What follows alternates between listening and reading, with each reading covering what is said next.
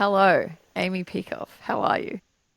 I'm doing okay, Hayley Mary. How are you? I'm sort of thinking we should have recorded that last conversation we had a while ago. It was close to 3 hours Yeah, I was that going to we say, do you spoke have a last. time limit for this? But that's what inspired me to start this podcast, actually. That last conversation with you, I was like, that should have been recorded.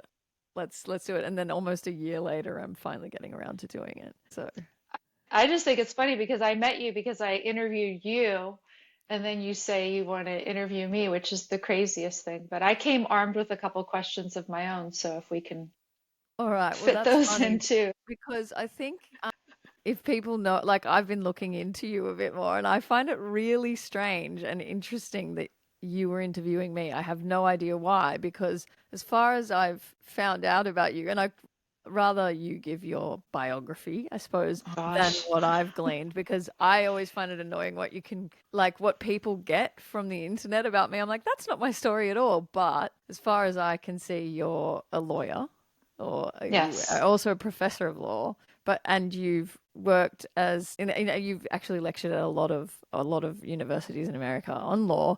But you're an objectivist, is that Hmm. right? You still call yourself Yes, an objectivist?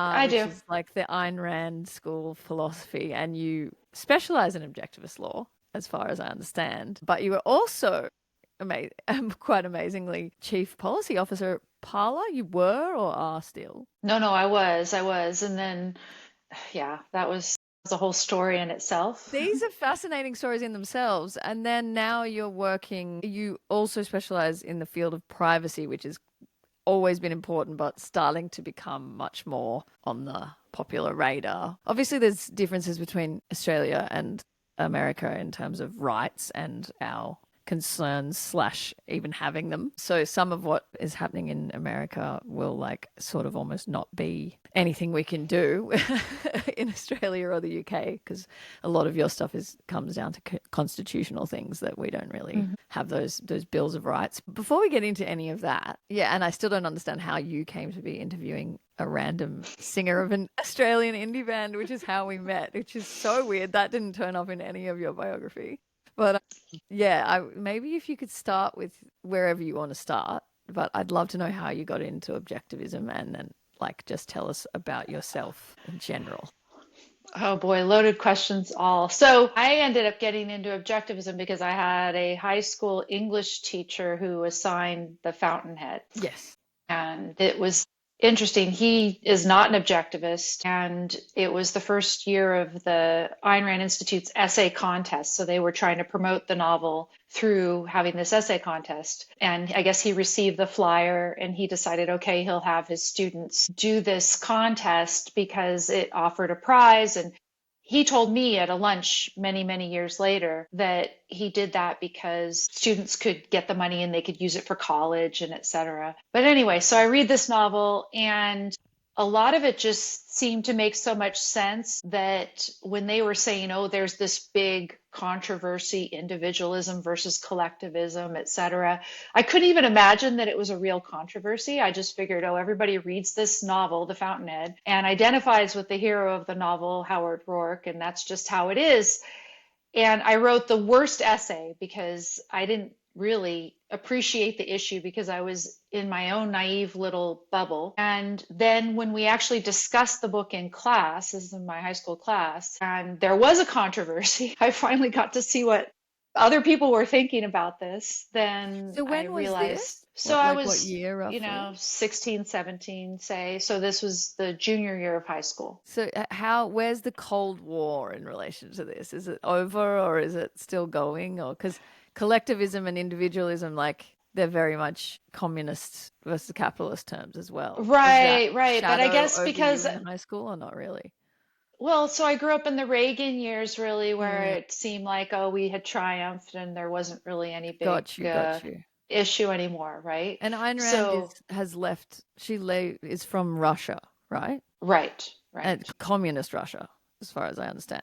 She lived Oh, in it, yeah. or Oh, and so yeah, she did escape from it. she leaves communism for America and becomes like super pro America, like in kind of like an Ion Hersey Ali way, but back in the day. Is that Yes, an equivalent that that would you be would make? fair to say. Yeah, obviously different paradigms and religions Hmm. and whatever's cultures, but so all right, so coming back to your capitalism is winning. This is the 80s. Is that Yes, oh yes, yeah, yeah. yeah. Good I times. shouldn't talk about this, but people can look me up and they can see how old I am. I graduated high school in '86, Yeah, right, so right, right. yeah, Yeah, so yeah. this is the 80s.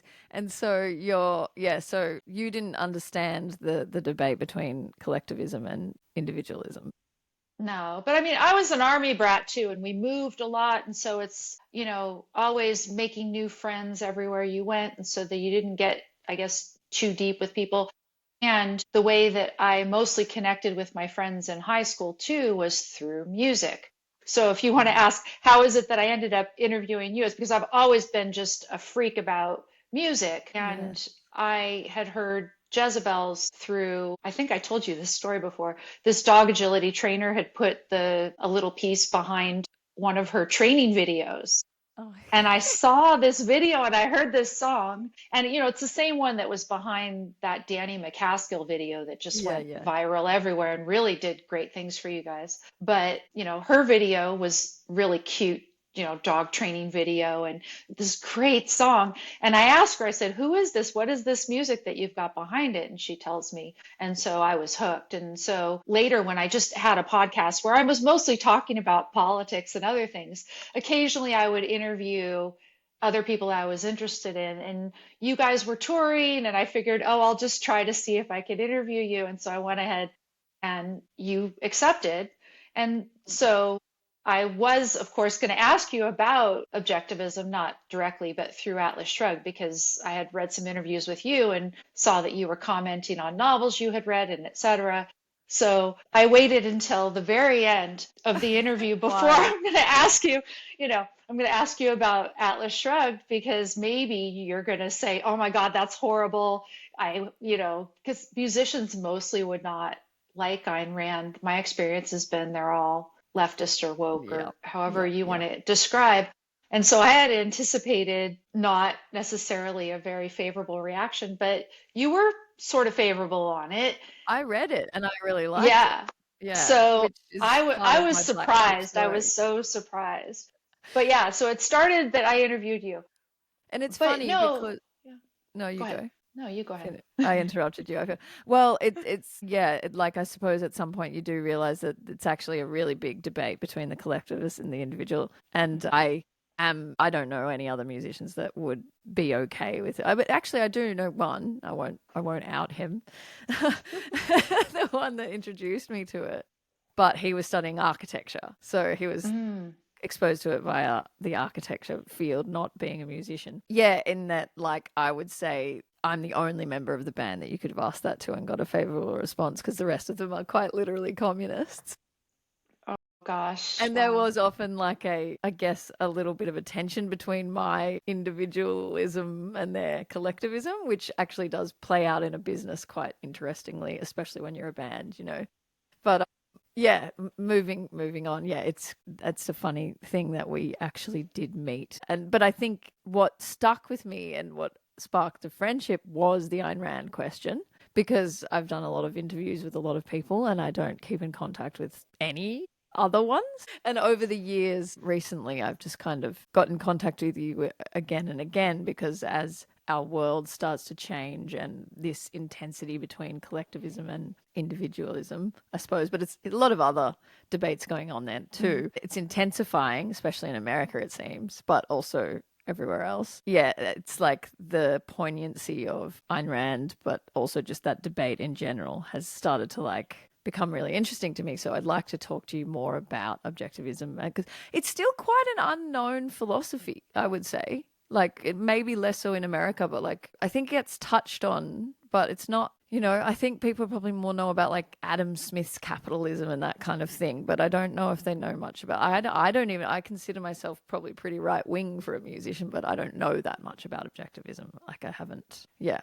So I'd love to know more about it and then also where that led you and a bit more of your life as well. Sure. Okay. It's a Sorry. lot. So no, I mean Australia, I actually did visit Australia once, and I'm trying to remember the year, but I was married to Leonard Peikoff, That's right. And he's what, and like the heir of Ayn Rand, yeah, sort of, he so was to her speak. heir. And And is he yes, part of the Ayn Rand Institute? Like so he's he quite, helped found the Ayn Rand Institute, but yeah, then after some time, he wasn't directly involved on a day-to-day basis, and he's certainly not involved now. You know, he's very right. much retired. But we were very friendly for quite some time. Just a few years ago, I had a conversation with him about the Canadian truckers, if you remember them. Yeah. Yes. Yeah, he was very favorable on the Canadian truckers. So if people look on YouTube and you search my name and his name in Canadian truckers, you'll find that Right. discussion. But that was the most recent And these are the discussion that I'd had events, with him. one of many events that are kind of making this conversation more interesting. So, does he put you on the path a little bit toward your interest in privacy? Definitely. So that's the thing that's very interesting is that before we had gotten married, one of the things I was a research assistant on this radio show of his, and we had already gotten involved. You know, we were dating first, and then I was helping him out with this project. But I was in law school at the time, and he one day just was interested in the privacy issue. And he says, "Oh, you know, you're in law school. Go out and find out whether there's a right to privacy." That was what he asked, you know, just So go see if it's there not is. in the Constitution for Australian audiences who actually forget. I had to like look up what the Fourth Amendment was when I was reading your article. So you don't have just a very articulate right to privacy. It's sort of Yeah, I implied. mean, you don't see the word privacy in the Fourth Amendment at all. Today, people commonly believe that we do have a distinct right to privacy, and many people believe that it's embodied and protected by the Fourth Amendment. But, you know, objectivists don't take things that are out there generally, you know, believed just for granted. They'll say, okay, well, why? And is it really true? And et cetera, and actually question it first. So he says, okay, go find out. Is there a right to privacy? And in what we call tort class in law school, and I still remember what the tort professor wrote on the chalkboard when I was in tort class. A tort is a civil wrong other than a breach of contract for which the law provides a remedy. That's it. Anyway, there's Right. all kinds of torts that people commit to one another and et cetera. And so they're not criminal and they're not civil. There's something else. It is civil. It is civil, Yeah, sorry, but it's it's not a civil, breach of contract but it's for not a which. breach of contract. So it's a Okay. civil wrong other than a breach of contract for which the law provides a remedy. And it's been a long time since I've been sitting in that class. I can still remember him writing it on the chalkboard. But anyway, in that class, we were assigned, you know, this torts textbook that talked about a very famous law review article. And it was published in Harvard Law Review article 1890 called The Right to Privacy. And it was co-written by a man who later was a Supreme Court Justice, Louis Brandeis. And he had a law partner at the time in 1890 called Samuel Warren. And they argued in this law review article that privacy, which up to that point had been protected in the common law by means of property and contract, Right. could not continue to receive adequate protection in light of technological advances. And you know, you think, okay, 1890, what are the technological advances? But it's things like instantaneous photography in Exactly. Yeah. right, which there didn't have to be any sort of relationship of trust or confidence or any sort of contract between people. And then suddenly your privacy could be invaded by a photograph, for example. And they went through that in different types of examples and tried to say, no, instead we need a distinct right to privacy. And This is they in proceeded 1890s, you said. 1890. This is published Yeah. in 1890. It's called The Right to Privacy. And if you Yeah. look it up, you know, you can see the whole text online. You don't have to get the Harvard Law Review article at all because they publish it completely online. And the interesting thing about it is that Brandeis was a pragmatist. He was one of, I forget what the club was called. They actually had a club at Harvard at the time of these people who hung out, and they were the early pragmatists, and like James, you know, William James, etc. Okay. And from the very beginning, privacy was defined as a right that would be balanced against the interests of society. So on the one Safety. hand, yeah, there would be your interest in privacy, and then there would be the interest in society of knowing certain things. And so anything that would have been of general public interest, according to a judge, might not be something that you had a right to privacy in. Interesting, right? Yes. And this, so there's a few things that that seem so familiar now is that the technological changes making it more pertinent to discuss what our privacy is and taking our privacy away or having the ability to. But yeah, that balance. And it's funny because with all these, they feel so American to me, but they're becoming more relevant to the rest of the Western world now. They were relevant, but we're seeing the boundaries of them. With these things, it's almost like privacy is interchangeable with freedom, for example, and that balance between freedom and safety and getting it. It's like these fundamental rights that you guys sort of have in your constitution, I suppose. It's like, yeah, the checks and balances between security and freedom. And it's funny because you sort of do get used to some of the infringements on it. Like many years ago when the war on terror began, and I remember people being like, oh, it's sacrilege that they're infringing on our privacy in this way. And then they sort of got over it, the fact that they get searched at the airport and they'd kind of like, yeah, there are terrorists, and they sort of, I know you probably never got over this because you're a No. libertarian, but like people sort of start to accept the government, you would call it overreach, some would call it like oversight for the knowledge that it's much less likely that it's less likely that there's a bomb on the plane or there's things that people will sacrifice a level of their privacy or their freedom for their own safety. But yeah, obviously, where do you as a libertarian see that line? Do you think it's just like, no, not at all? Like, Yeah, so be able to infringe at all on your privacy? So here, my controversial view is that I would reject any framework where you have a right that is balanced by nature, right? Oh, What so I you reject that in premise entirely. Yeah. Yeah, Wow. so I actually and I did a whole dissertation on the right to privacy, and it was in the civil context more than the Fourth Amendment context, but there are transferable aspects of this. If you think of privacy I don't think of as a right, I think of it as a state. You can have a state of privacy where you have this sort of state of seclusion, a state of people not knowing things about you, that you're keeping certain items of information or even just your physical presence either secure or not known by other people, right? It's a state. And then the question is, how do you achieve that state? You achieve that state by the exercise of your other rights. So I think that Warren and Brandeis got it exactly wrong, that property and contract, you could also say that liberty, those are the things that make privacy possible. And you could do a bit of a thought experiment, which is that the development of capitalism, which you have contract rights and property rights and et cetera, more and more enforced over time, has also resulted in people having more privacy until recently, right?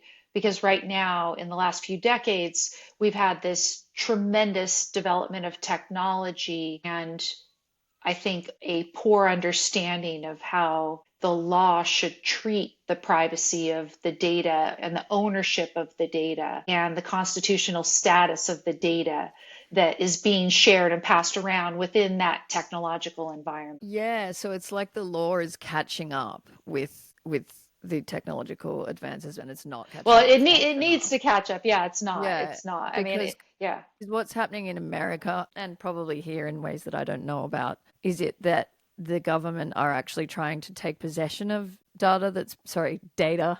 I feel like Whichever a way. dork when I say data, but that's how Australians say it. Data. Yeah, is it that the government is sort of trying to take possession of this because it's not legally clear who the data belongs to? Yeah, no, To yeah, them. right. And there's different ways that the government can get information that it wants Mm, right now without a warrant. right. One of them that's pretty controversial is that they'll go to these data brokers and purchase it just Right. like And so anybody else. anyone can purchase it like that's the purpose of advertising, right? Like Yeah, that's yeah, the they'll advertising method, right? They purchase some data. yeah, that is the way some people do it. Yeah, they definitely do. I mean, I don't know exactly how Facebook runs, but my understanding of the Facebook model is that Facebook keeps the data itself, but it will sell you an ad on the promise that it's going to target that ad according to the data that it keeps, Yeah, right? okay. So, but other people, they actually sell data outright. So you could buy a list of people who are interested in so and so, and you'll just get maybe their names and email addresses or whatever. And then you'll actually have the data if you buy it. And you've agreed to this at some point by joining something. Supposedly you have. Supposedly you have. Always the thing that Right. you didn't Right. read at the start and then you clicked yes because it was convenient. Is that generally the case? There's Or are you there's so saying there's many, some yeah. that like some Well, that okay, probably some have violated the agreements because I've, yeah. seen tech companies who have violated whatever agreements were made. But there's a lot of cases in which people agree to things and then they don't know. And you go on websites these days and it's accept all these cookies or not, and Yeah. decline. And what does decline even mean? And Just it's such a, is that even consent if people don't understand what they're consenting to? oh no, obviously not. Obviously not. I mean, that's a whole separate question of, maybe there Yeah, should that's be another one. government standards. Here's standard agreement A, B, C. And so that everybody can sort of only just remember, okay, there's these three kinds and this is the B kind and I know what that is. And then they don't have to read long, long things or something. Maybe that's our future. That's something I wouldn't mind seeing. But to Are go you back to the, advocating for government regulation there? I'm just checking. no. So I think of government offering certain sort of standard agreements that people can opt into as just similar to copyright, something that you could contract around if you want. I mean, people can continue to have big, long agreements that aren't either A, B, or C. Yeah. Right.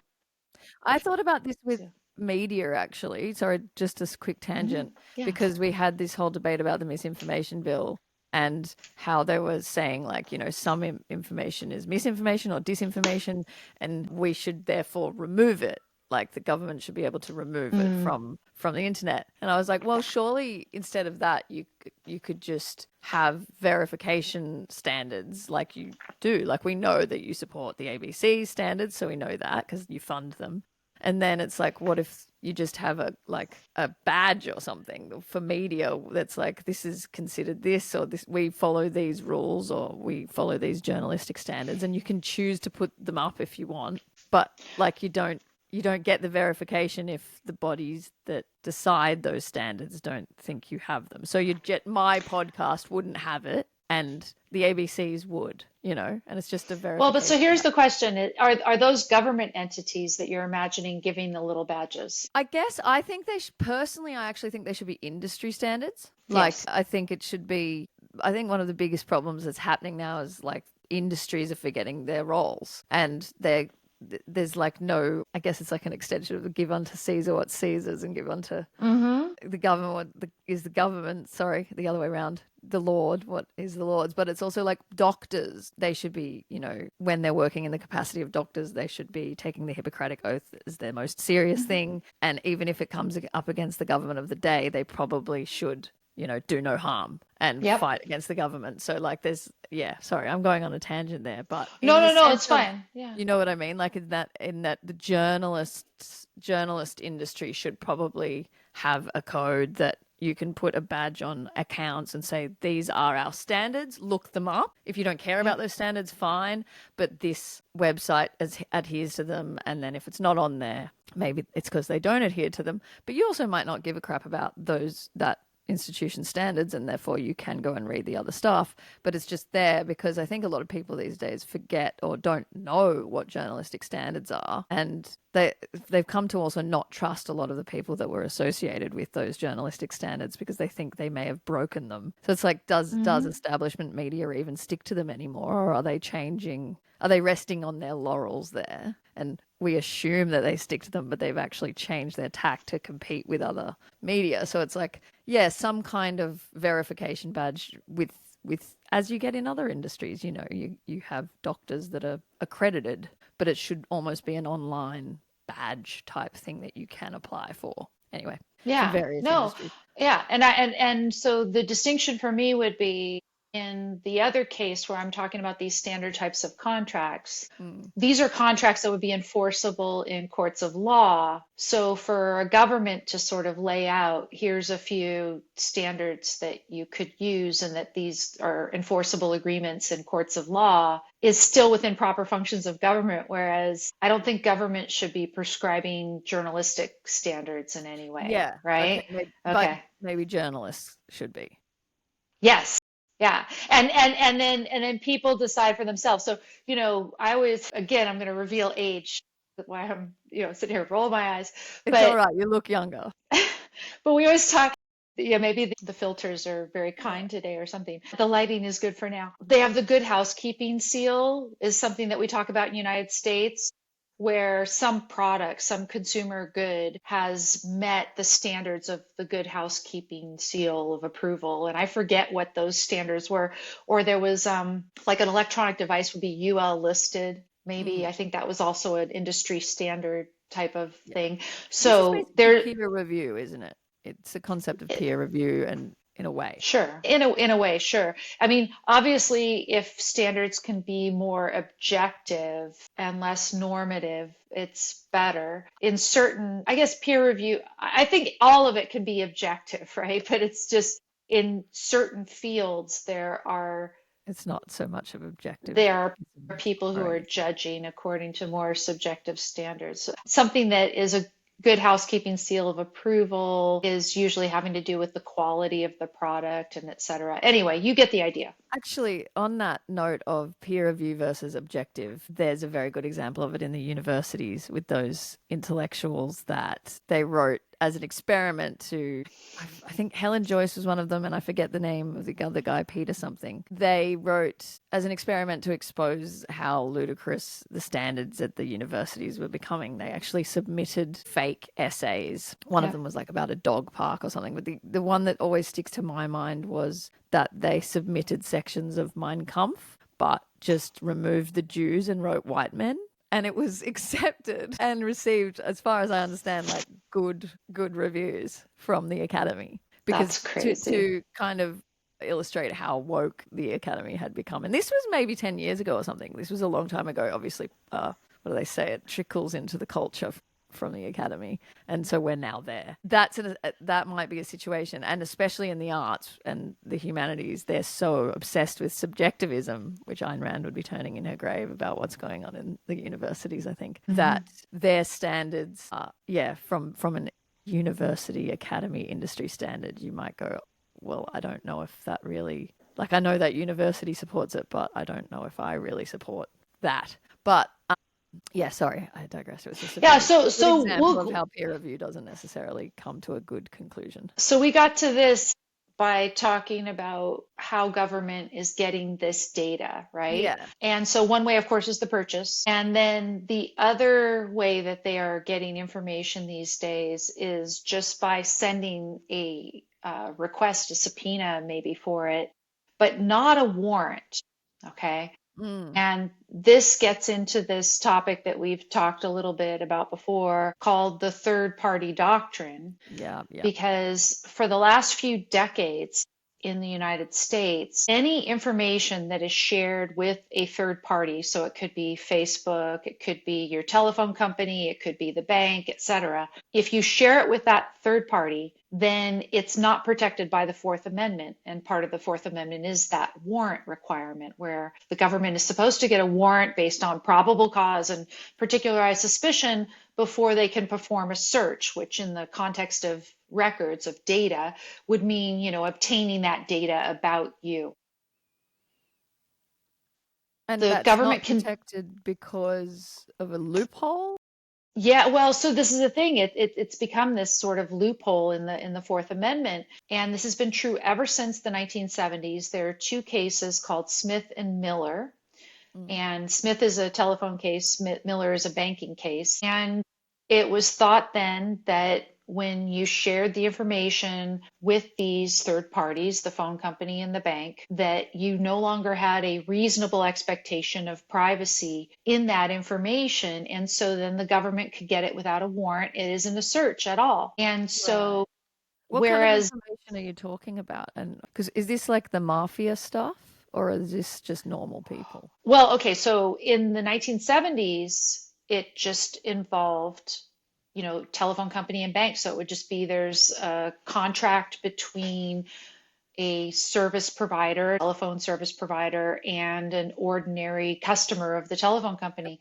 So what do you share with your telephone company? I mean, you share all of your information that you need to sign up for an account, right? Mhm. Plus, you are always sharing the information with them about who you call, Yeah, how long you got you. call. These days, there's maybe also recordings of the contents of your conversation going out there. I don't think that used to be recorded at all, but Is that that's out really? there now. Um, I Yeah. I'm done when China take over. well, no, but I mean, we're almost there now, and I'm over. I hate. I know you're sort of a fan of Trump now, maybe or not, I don't know. But Trump has his Palantir databases that he's building, and Yeah. he's pushing all the agencies to share. We'll finish the third party doctrine thing, right? So this has been true since the 70s. What I did in one paper that I wrote was that I looked to the prior history of this doctrine, okay? Ah, yes. And before the 1970s, this third party doctrine had been applied only in a very different context. And it was what they called the secret agent cases. These are cases you can imagine from that series, The Sopranos. Tony Soprano is in his basement. He's talking with a co conspirator, and they're planning something about whatever next criminal endeavor they're going to engage in. And part of their arrangement, their agreement, is that they're going to keep everything secret. Okay. Yes. And it was in that context that a court held that if that co conspirator of Sopranos turned into a government informant and shared the information with the Or government, was a government informant. yeah, Yeah. that it wasn't a search. There's no search at all there.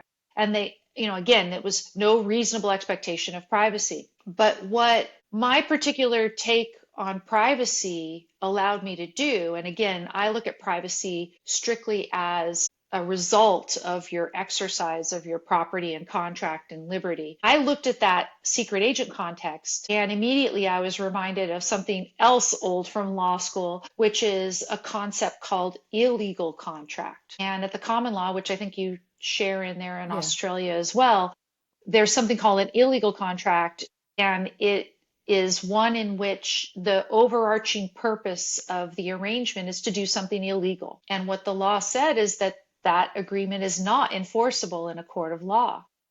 And so None of that's it. the reason, because it was an illegal contract to begin, that's the reason why the secret agent sort of thing is no longer has the right to privacy. And Yeah.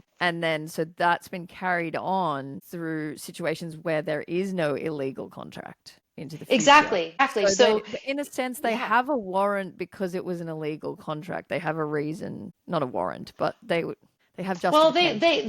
they don't need a warrant because there Someone's was turned. no right. There was no right that was being violated of Soprano. Soprano had no right to privacy that was enforceable in a court of law because there was no enforceable contract. How do you protect that Yeah. privacy? You protect it again, either through property, your house or something, or a contract right. And increasingly, of course, as time goes on, we are sharing more and more information with these third parties. There's just a million ways that you can make your life fuller, we'll say. I But don't know they're if it's not going to be better illegal. by They're not sharing illegal information. contracts. They're not illegal contracts. I mean, social media, some people say it should be illegal, the amount of time and energy it sucks from our lives. But no, it's not. So, yeah, so basically it's a flaw in the law that there is no privacy in these contracts that the government, I'm assuming prior to Trump, were also exploiting. Oh, yeah, no, this has been going on for decades. It's been going on for decades. And Trump is just happy to continue. Yeah. Yeah. I Yeah. don't, in terms of being a fan of Trump, I still think he's a member of the government and going to do things that are annoying. I prefer him as a businessman, if I'm honest. I just kind of Mhm. like him. Yes. All right. So going into now what's happening and what you're working on, perhaps like people fighting this, and is there a way to redefine the law so that I'm assuming that you've actually worked it out, but is there a way that it's going to sort of potentially be redefined so that people are protected and these are considered legal contracts that are protected privately and the government can't just go ahead and take That it, is take the data? that's really the hope, right? And I mean, I don't know what the state of the law of Australia is in regard to this. I know that you've got the common law, and so that you should, even though you don't have a Fourth Amendment that you're navigating through there in order to protect your privacy, you should be able to They argue still for have to get protecting your warrants. privacy.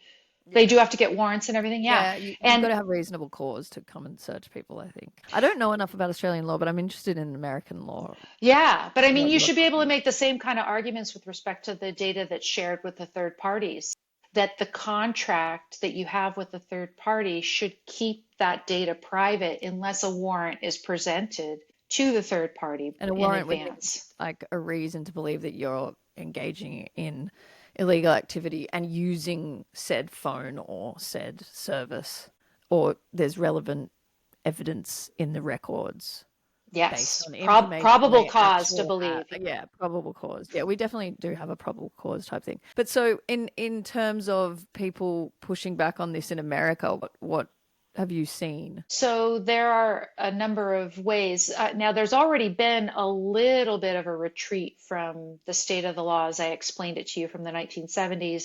There was a case in 2018 called Carpenter. And in that case, the Supreme Court held that cell site location information, which is that Yeah. information that your cell service provider has when it recognizes you as being connected to one tower versus another, et cetera. They can approximate your location in space based on what cell towers you're connected to. A certain amount of that is enough to raise what they again call a reasonable expectation of privacy. This is language that goes back to the 1960s, a case called Katz, by the way. And for decades, they had basically talked about privacy. Your interest in privacy would be protected if a judge decided that you had a reasonable expectation of privacy. But more recently, they're starting to look at property at least as a basis. And so I am hopeful that contract is going to be recognized similarly again as a proper basis for the protection of privacy, as it was in the common law before Brandeis and Samuel Warren, his partner, were complaining about it in 1890. Right? Property and contract were already recognized as basis for protecting privacy. So what's going on now? What everyone's asking is, okay, Supreme Court, you have said that cell site location information is revealing enough, sensitive enough that people have a reasonable expectation of privacy in it, that you really can't help it when you walk around. Everybody carries their cell phones with them all the time. And so, they're always sharing this information. It's not like it's really that voluntary, et cetera, right? Those are the sorts of questions that they're looking at now. And so what people do is they say, well, okay, well, what about this slightly different piece of information or this other type of information? And one type of information that they've looked at now is another version of location information. And this is the type that Google would collect. They call it location history. Mm. So it's similar to the cell site location information, but from what I understand, it's even more precise because it's based, I think, on connection to Wi-Fi, although I'm not a technologist, so don't quote me on that part. Yeah. But it is similar. And so currently in the United States, there are what we call circuit splits. We have courts of appeal that are at the what they call circuit level. We have these 11 circuits.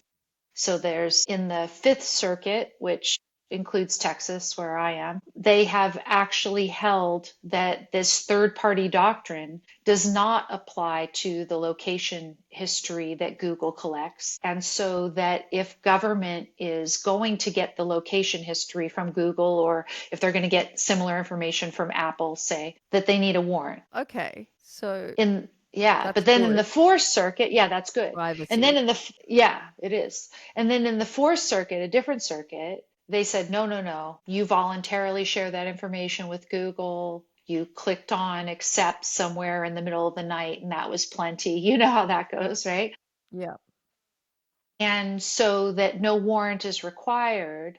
And they would be And arguing that's a contract, to be fair. Like you signed Which, something. yeah. You signed a contract, but they also don't take the terms of service of that contract as meaning that the information is actually yours. Instead, they say, oh, well, you entered this contract and in exchange for getting the service, you gave up all the rights to the data, even any expectation of privacy in the data. So Yeah, that's what the Fourth true, Circuit true. thinks, Yeah, right? that's Yeah. extreme now that I think about it. Yeah, because I might be happy giving it to Google. That doesn't mean I'm happy giving it to the government.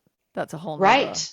No, thing. and that's the whole point. It's the fact that you share information with a third party for a limited purpose for them to give you some kind of service doesn't necessarily mean that you've said, "Oh, I just allow government to get all of it without a warrant no matter what," or, that you've given it to them to make public for a million other purposes But they could either, even use, right? yeah, the limited purpose Yeah. is key because it's like if Mark Zuckerberg decides that he's a vigilante and he's like, you know what, I know these things, I'm going to use this information, I'm going to go and stop these criminals or whatever. It's like, no, that's not what I gave it to you for. Actually, it's only for use of my computer in the ways that you just have in the contract said or whatever. So Yeah. the limited purpose is key as well as the limit of the person or the body that you're happy to give it to. But you Yeah. being a lawyer would have read through a bunch of these things, right? And like, are we Yeah, giving no. away So more than we think?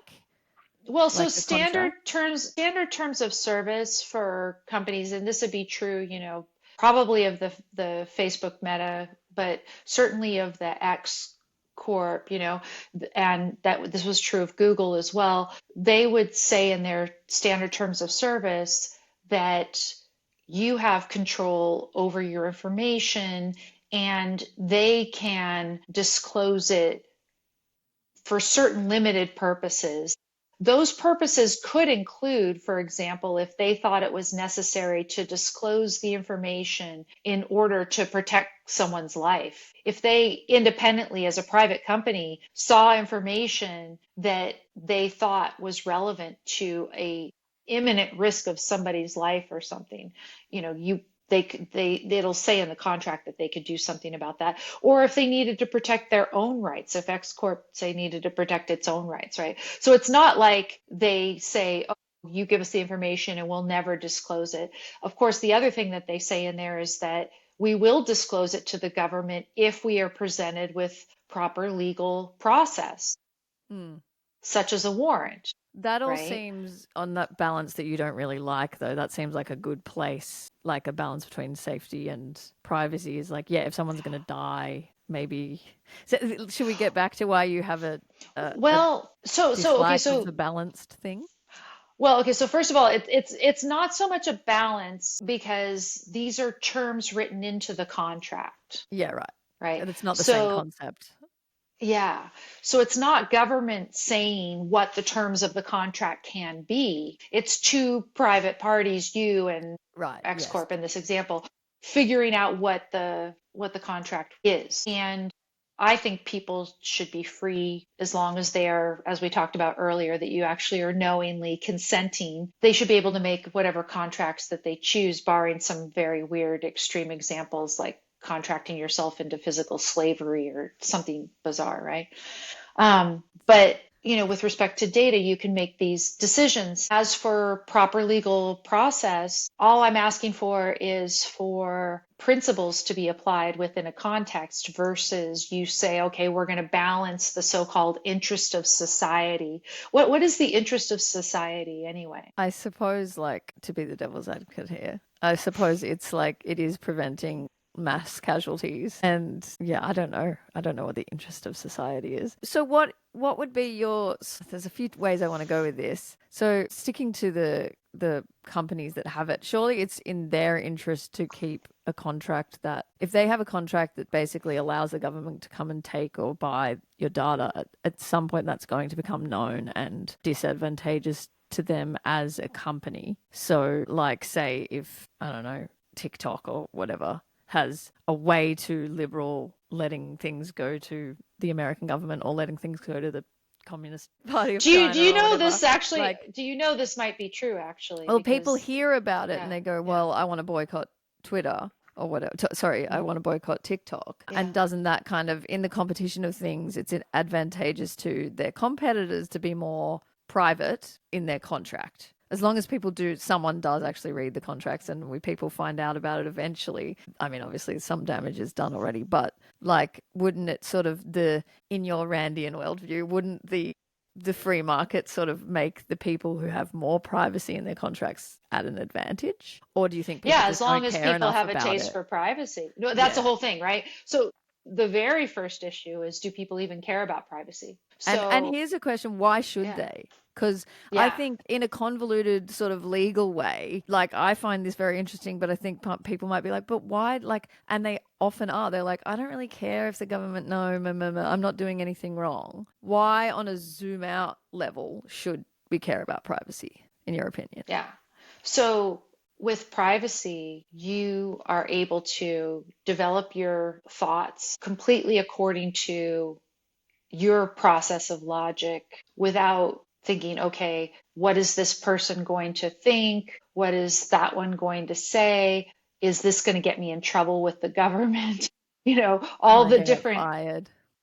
am I going to get fired from my job? Right. Privacy allows you to develop your thoughts. I mean, there's so many of us. If I wouldn't sing in front of you, Hayley, right?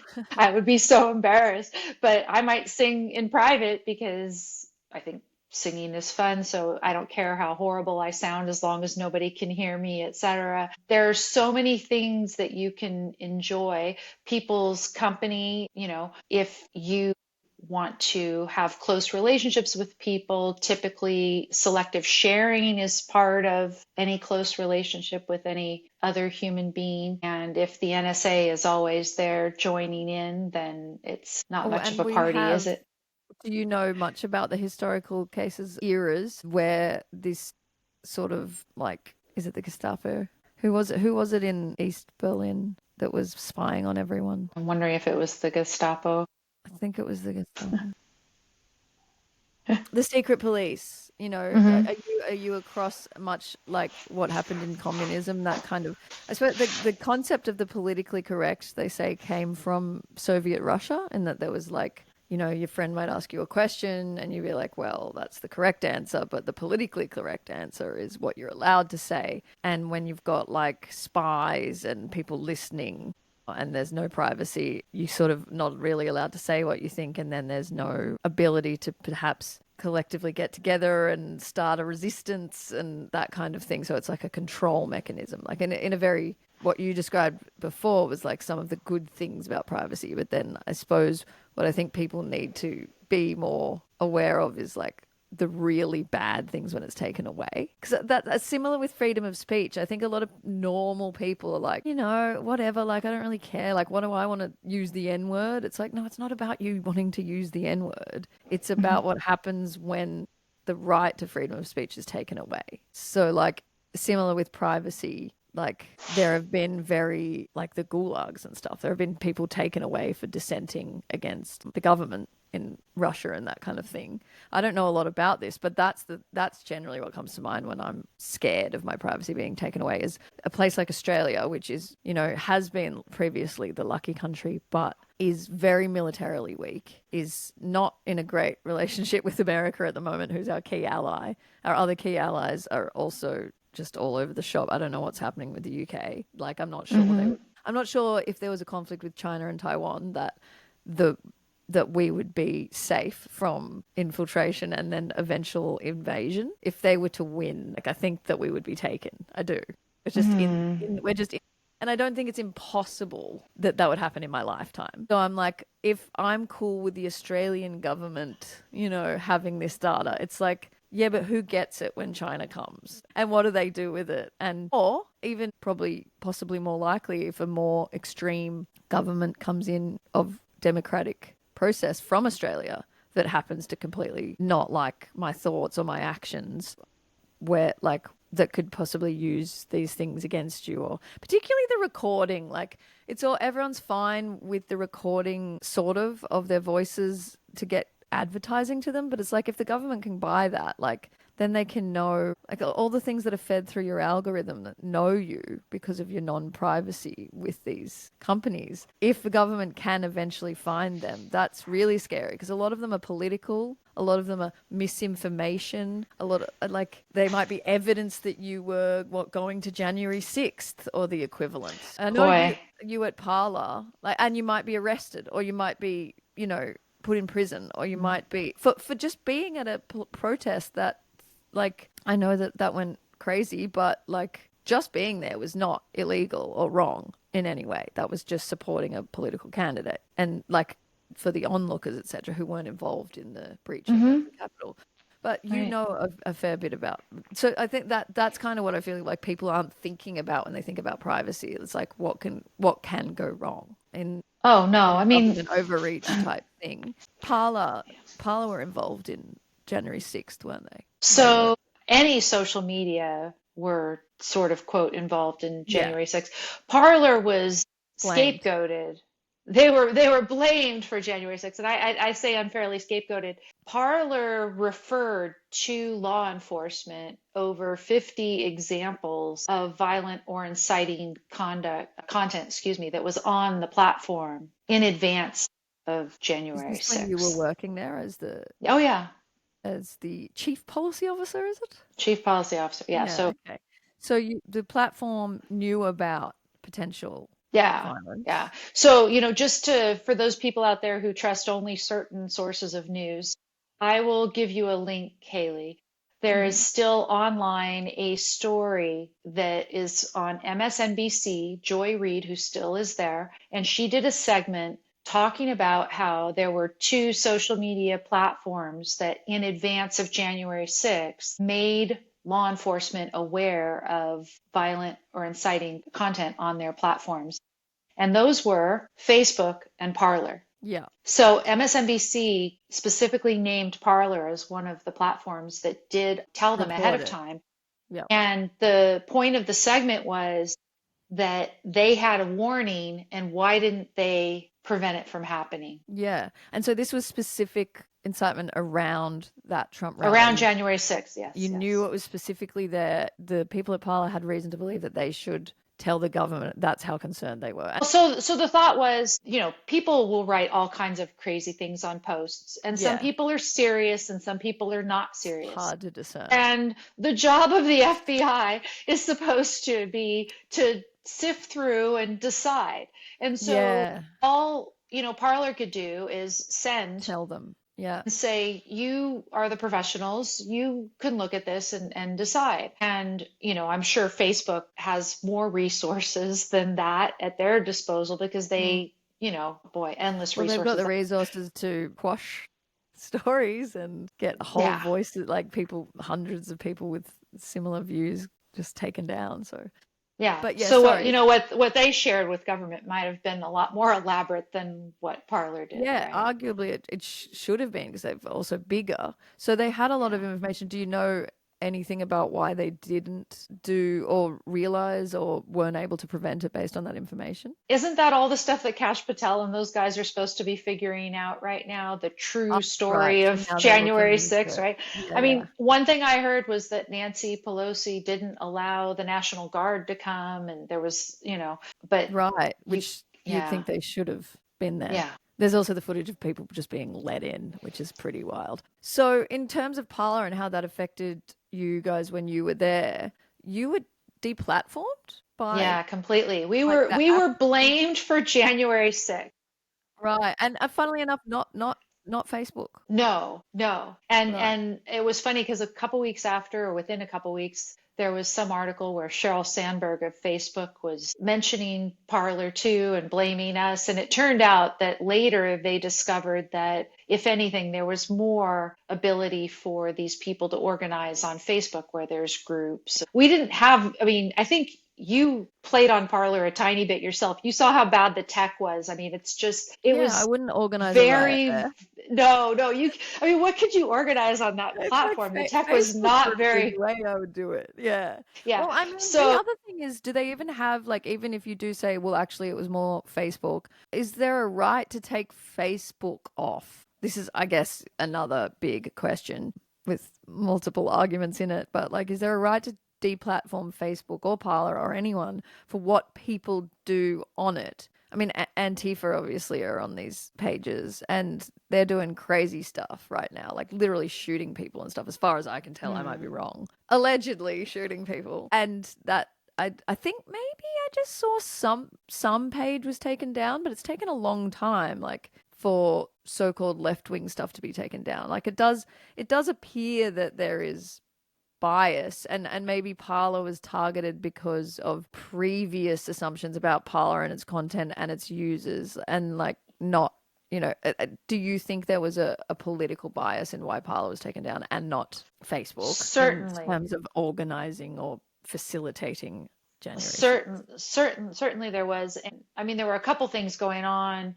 One of them was that at the time, remember, Twitter was not owned by Elon Musk. This was the prior Back in the day. the prior Twitter.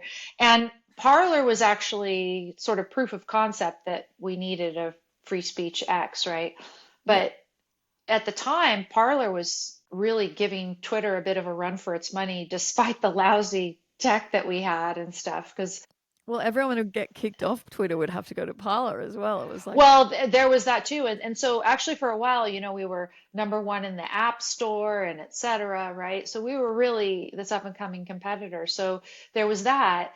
And it's interesting because it was Amazon, of course, that was the big deplatform because that was part of the core infrastructure that powering everything. And Amazon, about 3 weeks before the deplatforming in that December period, had started providing services for the old Twitter. Interesting. Which was very interesting.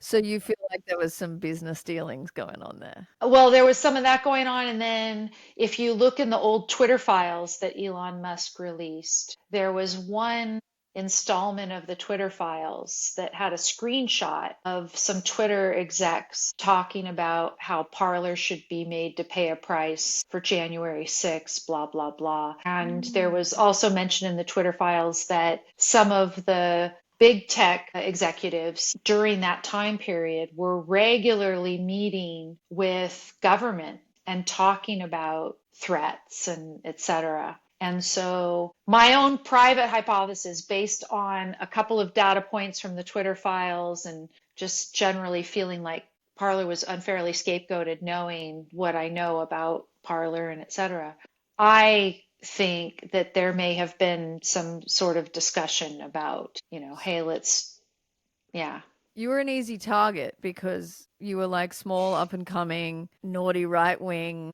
If you went on there was some pretty gnarly stuff because no one was really controlling it. So it was like, it makes sense. And even though maybe factually Parler wasn't more involved than Facebook in the organization of January 6th, there was also other stuff on there that. Yeah, we had the Hunter Biden laptop stuff. So much laptop material was on Parler. Yeah, because it wasn't really allowed to be. That's no small thing, by the way. Yeah. Because I know that people have their like distaste of Trump, right?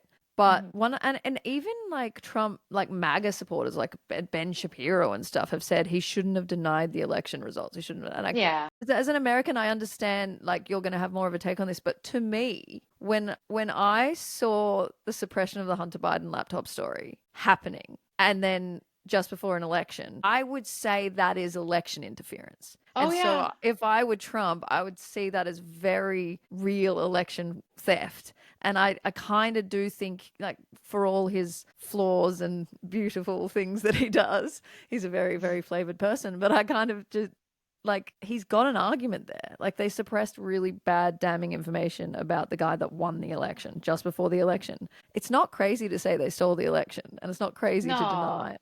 In a way, why was everyone so critical of him denying it when there was, is it more that he was denying it on other grounds? Like he was saying the counts were wrong or something? Yeah. So as far as I know, he tried many times to show things in court about the counts and everything. Right. And he always failed. I'm not sure that he actually had it. So but in terms of the interference, there's another interesting piece of information to look at, which was there was a Time magazine article after that election in which a number of people were essentially bragging that they had somehow saved democracy. And I'll have to try to see if I can dig up that old piece for you about how they Mm. somehow protected the election or whatever they did. But it was surprisingly explicit in terms of almost taking credit for not having Trump win that election. Interesting. But yeah, so there was a Hunter Biden laptop. There was all of the COVID misinformation that we Yeah. allowed on the Parler platform. And then the other thing is that if you remember, Trump was actually kicked off of the former Twitter platform. Dude, I couldn't And he believe was that. rumored to be coming over to Parler. And That's so right. they wanted Parler off so that he didn't have a platform. Yeah, and is That this was the other before he theory. created Truth, or I Yeah, can't that was remember? before, because Yeah, I don't think he would have created Truth had Parler not been deplatformed. exactly. So that was another crazy thing that like I think people forget when it comes to freedom of speech, and that's like it is really interesting because I know that like you're always going to be fighting it with whatever form of government, but I think it's like this funny thing that people are doing now, going, oh yeah, like Trump is obviously the worst for freedom of speech. It's like, well, that's because he's in power. I don't think he's worse than what was happening or would have happened if the Democrats won. But I'm interested in your thoughts on this because I actually don't follow American Yeah. politics as much as I should, or you got to live your life. But So, you're there, and I know that he's not doing great in your opinion and a lot of people's no, opinions.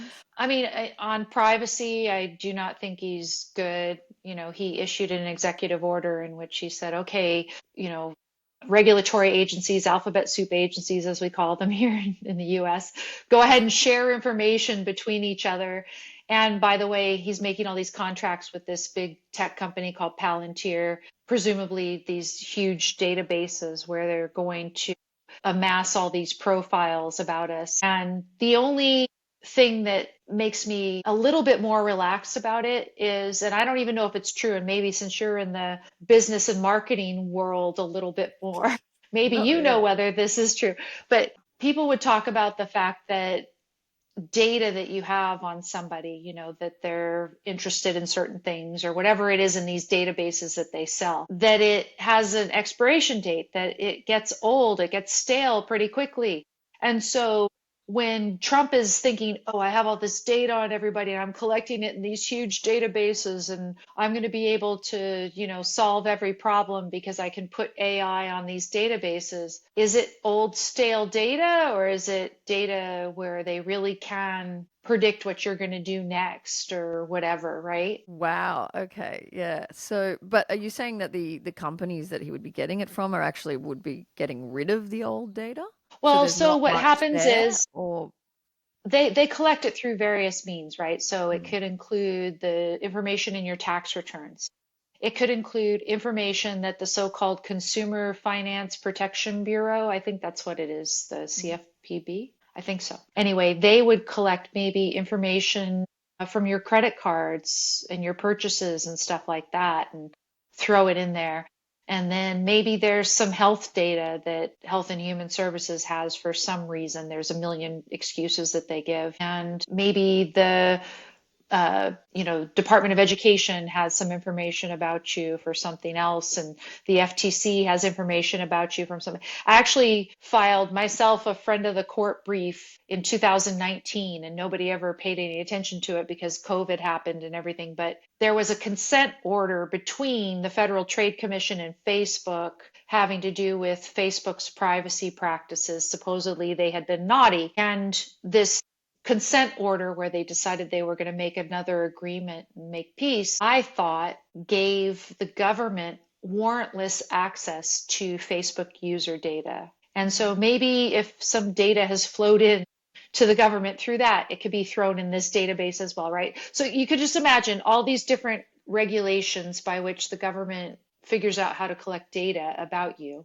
and that they put it all in this big database, and then they use it to either predict your behavior or monitor your behavior or both, or Prediction of right. behavior is concerning. I mean, did they Yeah. justify it in terms of, I think I listened to an interview with you talking with a guy whose name escapes me, maybe Jeremy something. And Jeffrey he was probably. Jeffrey, and he was very, very anti-MAGA and very pro-privacy and, Fourth Amendment, and it was like, wow, this guy's American.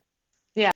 He was like even more than you about the freedoms, and I was like, cool. And you understand because then later he reveals that he's Jewish, and you're like, you can see how government overreach would concern people who are, very aware of the Holocaust and what happened there. But but what I think, like, what I need to ask you is, like, do you remember why they want this power? And, like, because it's very easy to be angry at the incumbent government and excited about the new one. But, like, they did want to control the borders, right? And stop the fentanyl coming in and do all these things that, like, stop these things happening that were creating like hundreds of thousands of deaths in America.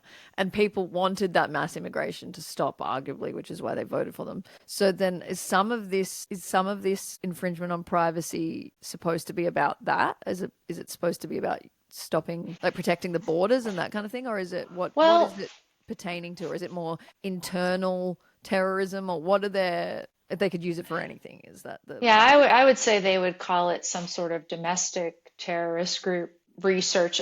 All the stuff that we've been talking about so far has really been more just about Americans within the border.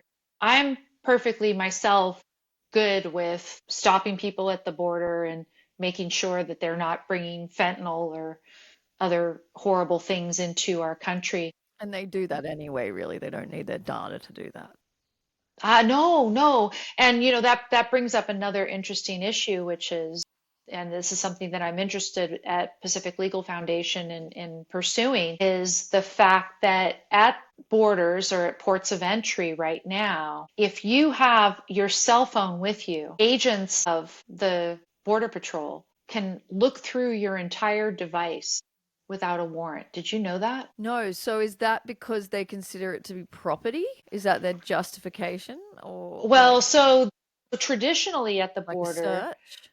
yeah, It's so the same as a traditionally at the search. border, if you're coming into the country, they want to make sure that you're not bringing in, some nuclear suitcase bomb or, I don't, that wouldn't be, I guess, something traditional, I but know that I did traditional would be. hear like left-wing people being worried they weren't going to get in because the Nazis have taken over America and they're going to like stop me coming in because I hate Trump or something. I didn't actually hear about anyone that actually happening to, but I know that there were I stories saw a about it. guy today who gave his story on X, and let me see if I could find his story. Okay, so his name is Eric Brakey, and he's head of a libertarian Hmm. organization in New Hampshire. And he wrote in a public post on X that he was stopped and he was questioned for 90 minutes regarding the beliefs of his particular libertarian organization and whether or not they were people who were, I guess, plotting a violent insurrection or whatever, right? You'd have Yeah. to go and read the post for yourself, but his last It's name so last name is funny. spelled Brakey. Yeah, so it's so funny because it's like you've got the Parler thing. You guys handed over information to the government previously about Public actual change. posts. Public Public posts. So posts. Public I want to make posts. that clear. These are things that people came onto Parler and posted publicly. So Yeah. our policy But I mean, was, yeah. you could show them public posts, and then if they decided that they had cause to send us proper process to get more data, then we would give them more data. So it's And not like we said, here's these posts and here's everything about who made those posts. We did not no, do that. Yeah, but I yeah, more yeah. meant like his information about his libertarian group is publicly available. That's how the government knows about it. They didn't find it out by searching him, did they? They knew about it I prior, don't and know that's why his they... full story. I Right. literally saw this, I don't know, within a half an hour before you and I started talking Right. today, It Haley. Somebody sounds sent like it to me, and he yeah. might have been flagged or something as someone with... Over there, it seems such intense times. Like there's shootings of literally civilians with political thoughts that people don't like, in terms of Charlie Kirk, and then rumors Yeah. that stuff was facilitated by groups. And there is like serious political like unrest and anxiety in on both sides, and I'm sure like people getting pretty... I mean, the president himself has had what, two attempted assassinations. Like, you sort of do expect government to be flagging searching public information. Like, these guys are members of Antifa, or these guys are this. I'm going to question them when I have the opportunity to at the border. Like, you sort of do expect that in a circumstance like that, based on public information. But what your objection is that they not have the right to search his phone? Yeah, so think about this. There is a case called Riley. I think it's Riley versus California. And it was a Supreme Court case in which the court answered the question, what happens when someone is arrested and they have a cell phone on them? Can the police officer just search the phone, or do they need a warrant? Because are they arrested for probable cause, or are they like, have Well, they already got the probable cause there? They had probable cause already, say, to arrest the person. The person was properly arrested according to the Fourth Amendment, right? But then the Supreme Court held that even so, you would have to get a warrant to do the search. You couldn't do what was called a search incident to arrest. And the court went through the different rationales for the traditional search incident to arrest, which was making sure that the person didn't have, say, any kind of weapon on them that they could use on the police officer, right? Protect themselves from harm. Make sure that there wasn't going to be any destruction of evidence, right? So none of that is at play when you've got the cell phone, right? So you could say, okay, we want to make sure that it's not a bomb, right? You could physically look at a phone without and say that it's not a bomb, right? You can, there's going to be very few cases in which they have to get into the phone right away in order to prevent destruction of evidence, right? So what the court said is, look, there is so much information in these phones. In fact, and I don't know how, I think you're probably more disciplined with your use of technology than I am. You're not on social media as much as I am, et cetera, right? I'm still interacting on Facebook and stuff with my friends all the time. And, what the court observed is that there is more information about you in this phone than they could learn about you by searching your entire house. Yeah. 100%. And or even interrogating you for ages, probably. Like, probably. I'll give up information freely to like strangers that I think are like on my side than I would give to the government. Like, I would tell my political opinions to like a random American on Instagram like quicker than I would tell my own government my opinions. But they could get it off Instagram anyway, right? Exactly. So there's a lot of information. But that's what I mean. So when the court holds that even if someone is arrested, this person's already been shown to be a criminal, and yet still the government needs a warrant in order to search the device. It's a very easy step to then say, okay, if we go to the situation at the border where you're not going to presume that every person coming through the border is a criminal. In fact, most of them aren't. We better hope that most of the people who come in, that would be an invasion, right? If you're having tons of criminals just trying to come through. So really, the government should be getting a warrant to search devices at the border. I mean, you could look at it and say, okay, let's make sure it's not a container that is storing fentanyl. Let's make sure that this phone, this thing that looks like a phone, is not a bomb, or whatever. And just clarify, you're cool with that element. You're cool with being searched physically with people coming in because it's a national security thing. And then your line would be they can't search the phones without a warrant. Yeah, because the devices, there's all this information in there that is not going to pose any direct danger to anybody. If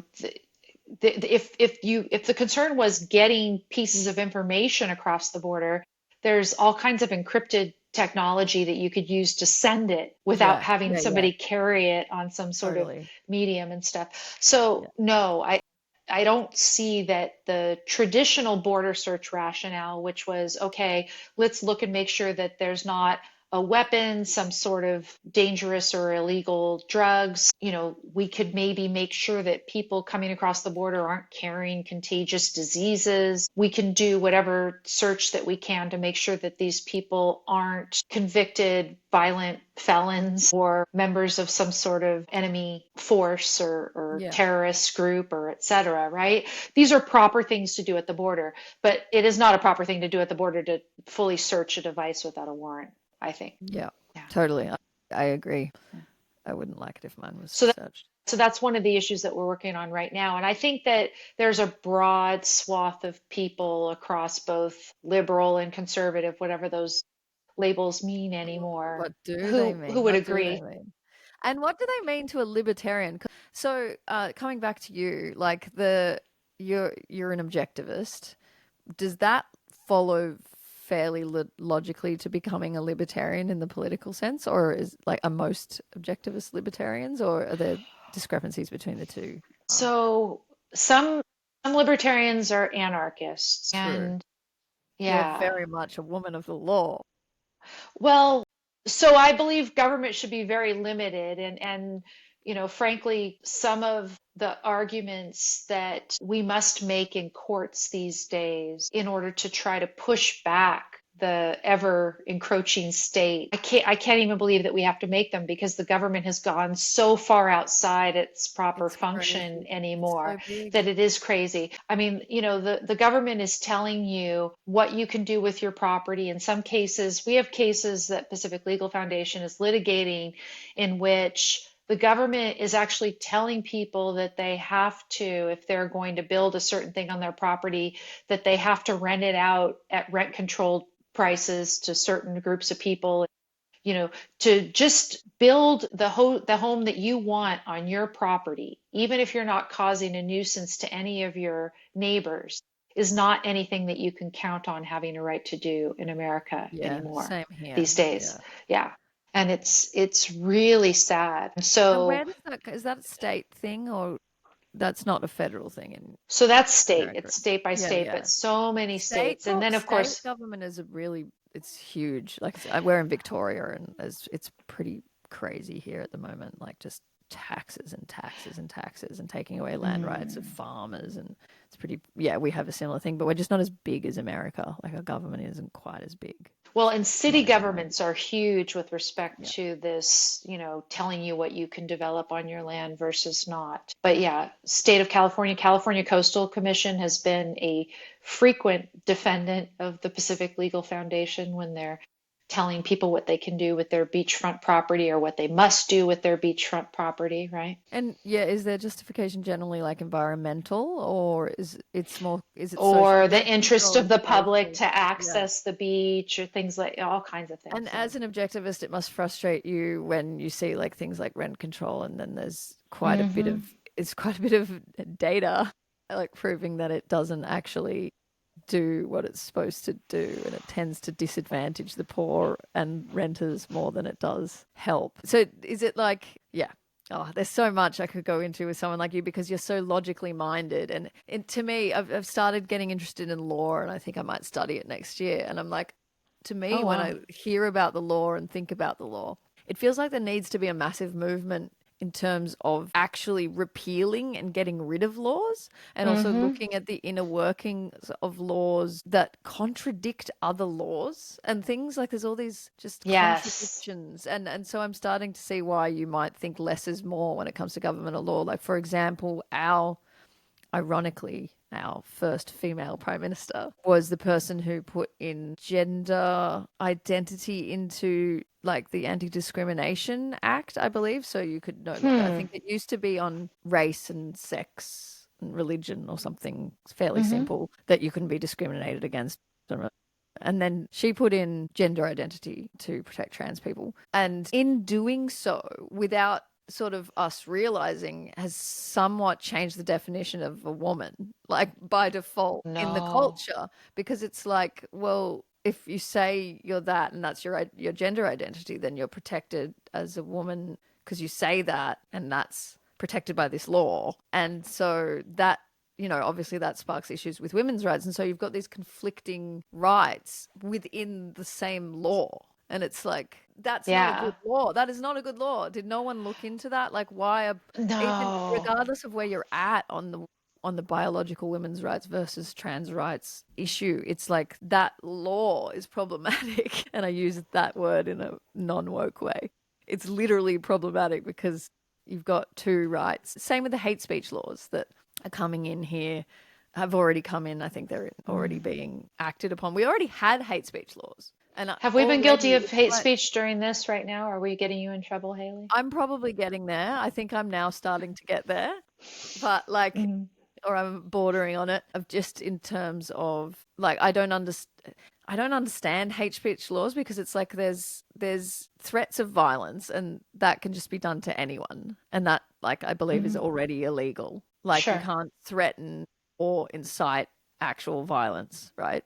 Right. Those are already this, and that's where I think it should stand, because everything else, it's like you can't threaten based on race, or it's like you're just adding to the thing when really it's already illegal to threaten someone. It doesn't matter what race they are that you're threatening or what sex they are. It's not worse to threaten someone based on race than it is to just threaten your wife. Like, it's still a threat. So that's the illegality. And it just feels like there's more and more being added. And then some of it Yeah. becomes offense, like to just cause offense or vilify. Yes. We have laws against Hmm. vilifying people based on their demographic. And it's like, but then within these groups, you've got people fighting that would vilify each other, and me even. So, like, if you have a certain view about one, that's vilifying them. And if they have a certain, like, say, Christians versus trans people or something. And it's like, Hmm. well, they could easily vilify your views as a Christian because you don't like the melding or breaking down of genders. And then you could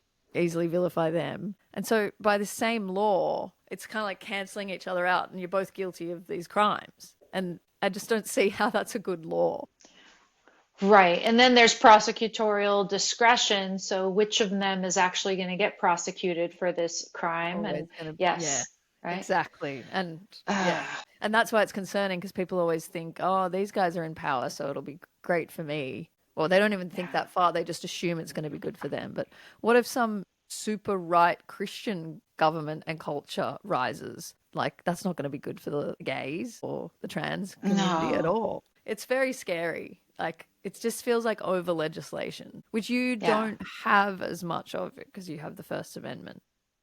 We have a bit of over legislation here though too. There's a lot. And at Pacific Legal, the thing that I like is that we do have a number of tools in our toolbox. So you were saying earlier that you're starting to think that a lot of the answer in certain areas is to just repeal certain laws or Well, change the I laws don't know enough versus about it, right.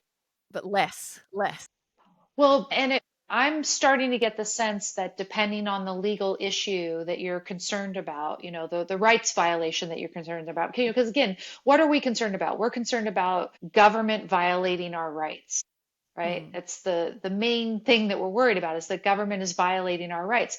We have the right to live our lives according to our own judgment. And earlier you started at the very beginning, you said that you have different rights in Australia than here. As human beings, we all have the same rights.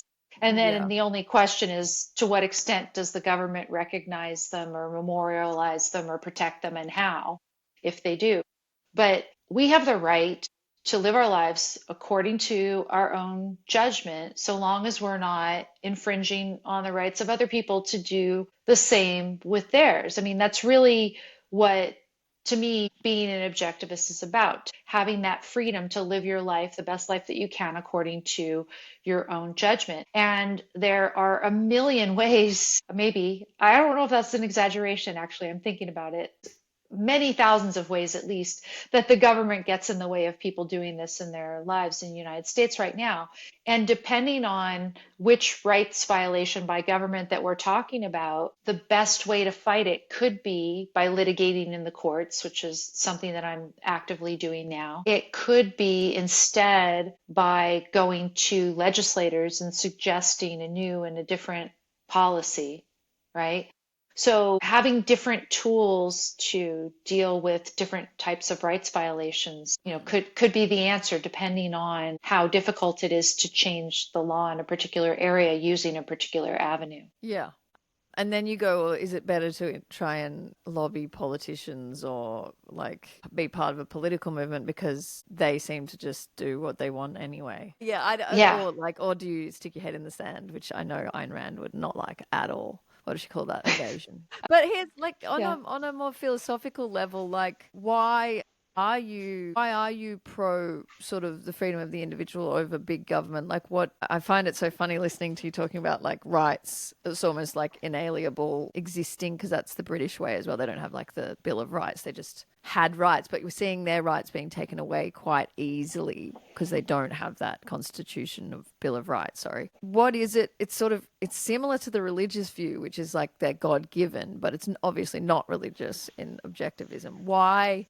If you take away the sanctity of human life being God-given, why is it logically the case to you that we as individuals should be free and there shouldn't be huge government? What is the reasoning behind it in objectivism? Sure. So I have not done my own original work in that particular area, and I agree with Rand in this. So I'm going to refer you to an essay, but then I'll give sort of my understanding of it. But she had an essay called Man's Rights and the Nature of Government, where she actually talks about this. And then I can actually apply kind of what she says a little bit to privacy and kind of show you, what she did and where I did a bit of, original thought based on her conception. But her observation was that we are certain types of living creatures.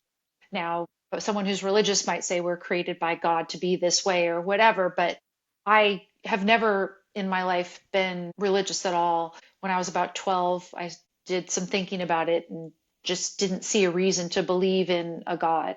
So, I always thought it's important to be good, but I don't see a reason to believe in God. And if there is a God someday, he should like me because I'm going to try to be a good person anyway. So that's all good. Yeah, But anyway, merit to so that. we are, what kind of creatures are we? So we are these creatures who survive by reason, by this faculty that we have that allows us to create all the values that we need to make our life, sustain us completely physically, but also just make our lives as wonderful as they can be as well, and all the different types of values that human beings can create. And this faculty operates only if it is free to think and solve problems and observe and draw conclusions. And, we talked earlier about if you really were given no privacy and no freedom of expression, how could you really work through your ideas at all?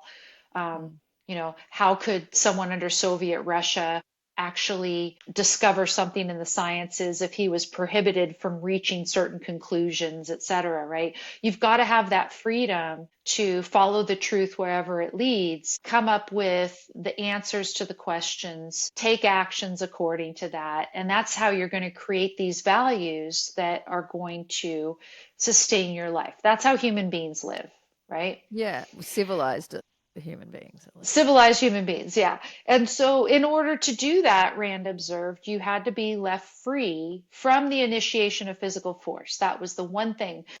People could call you all sorts of names and decide they're going to boycott your bakery or whatever they're going to, right? All fine. Yeah, all good. But if you were forced, then that could stop you from thinking in a certain way. And even little bits of force do this in certain ways. If I am just going to make a budget for how I'm going to spend my money this year, and I have to think about how much of it is going to taxes, like I'm not free to think about how I can spend that bit of my money. There's just a million different little ways that every bit of government force stops you in certain ways from living that full life. Government force to you, obviously, because we can't control. Well, okay. Somebody else's force too could, of course, right? But here we're talking about. We don't have in the Randian view, we don't have the ability to control other people's. Like they're allowed to boycott us because they're individuals and that's their choice. But their boycott is not force, right? No, but how is tax force? It's force because if you don't pay it, you could go to prison. Yes. Yeah, right, cool, okay. Sorry, Yeah, so keep going. I just wanted to clarify it's how that was forced, but it is. It's same as that's why in the misinformation bill, because I hated cancel culture, but I could never really like it's freedom of speech for you to boycott someone. It's freedom of speech for you to say they did this, I want them fired, and it's sort of also it's the freedom of the business to fire them if that's not on brand. Like I kind of there's some legal protections there that in instances should have applied with people getting fired, but like in their contracts and stuff, but just digressing, generally yeah. in cancel culture, I couldn't really, even though I hated it, I couldn't really like argue that it's wrong. It's like you're allowed to be an idiot. Like you're allowed to boycott things. But when it came into the misinformation bill in Australia, it was kind of like a codifying of Mm-hmm. cancel culture. And that was like, okay, this is where I need to speak up because this is criminalizing bad Yes. speech or wrong speech. And Yep. that's kind of like a line. So would you say that's an objectivist line that I Oh subconsciously yeah. drew? Right. Yeah. No, yeah, no, it's when government is, and you know, of course, if criminals are initiating force, then if you know it's an exigent circumstance or whatever, you can defend yourself if you have to. You know, there's somebody initiating force right there, It's and the already police been can't get them. initiated. Yeah. Yeah, yeah. You know, or the government's gonna, you know, punish them or et cetera. So obviously that sort of force can prevent you from acting according to your own judgment too. But really, so that's what rights are about, that freedom to act according to your own judgment. So it's that that the government is not allowed to interfere with. It's protecting that gives government its proper purpose. It's why government is a necessary good, to protect your ability to be free to act according to your own judgment and to further your life and the lives of those that you care about. And that would be you because you're not an anarcho-libertarian. You're one that believes Right. in minimal government. So that would be Yeah. what the protection of Police, courts, military. Yeah.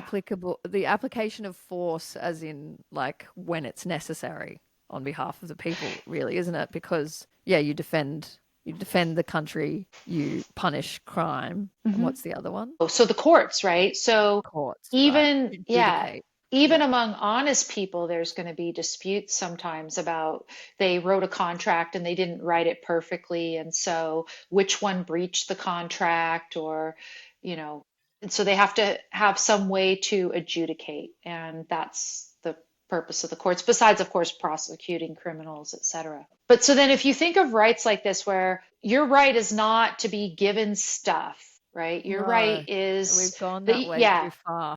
yeah. So you have this freedom to act, right, according to your own judgment. When you think of privacy versus, say, a right to free speech, how does a right as a freedom to action apply to those two comparatively? So if you think of freedom of speech, the most basic act that you can do if you are exercising your freedom of speech is just to speak wherever you are. Mm. You know, you're just speaking. For That's privacy, the most basic thing that you do if you want to protect privacy not is speaking.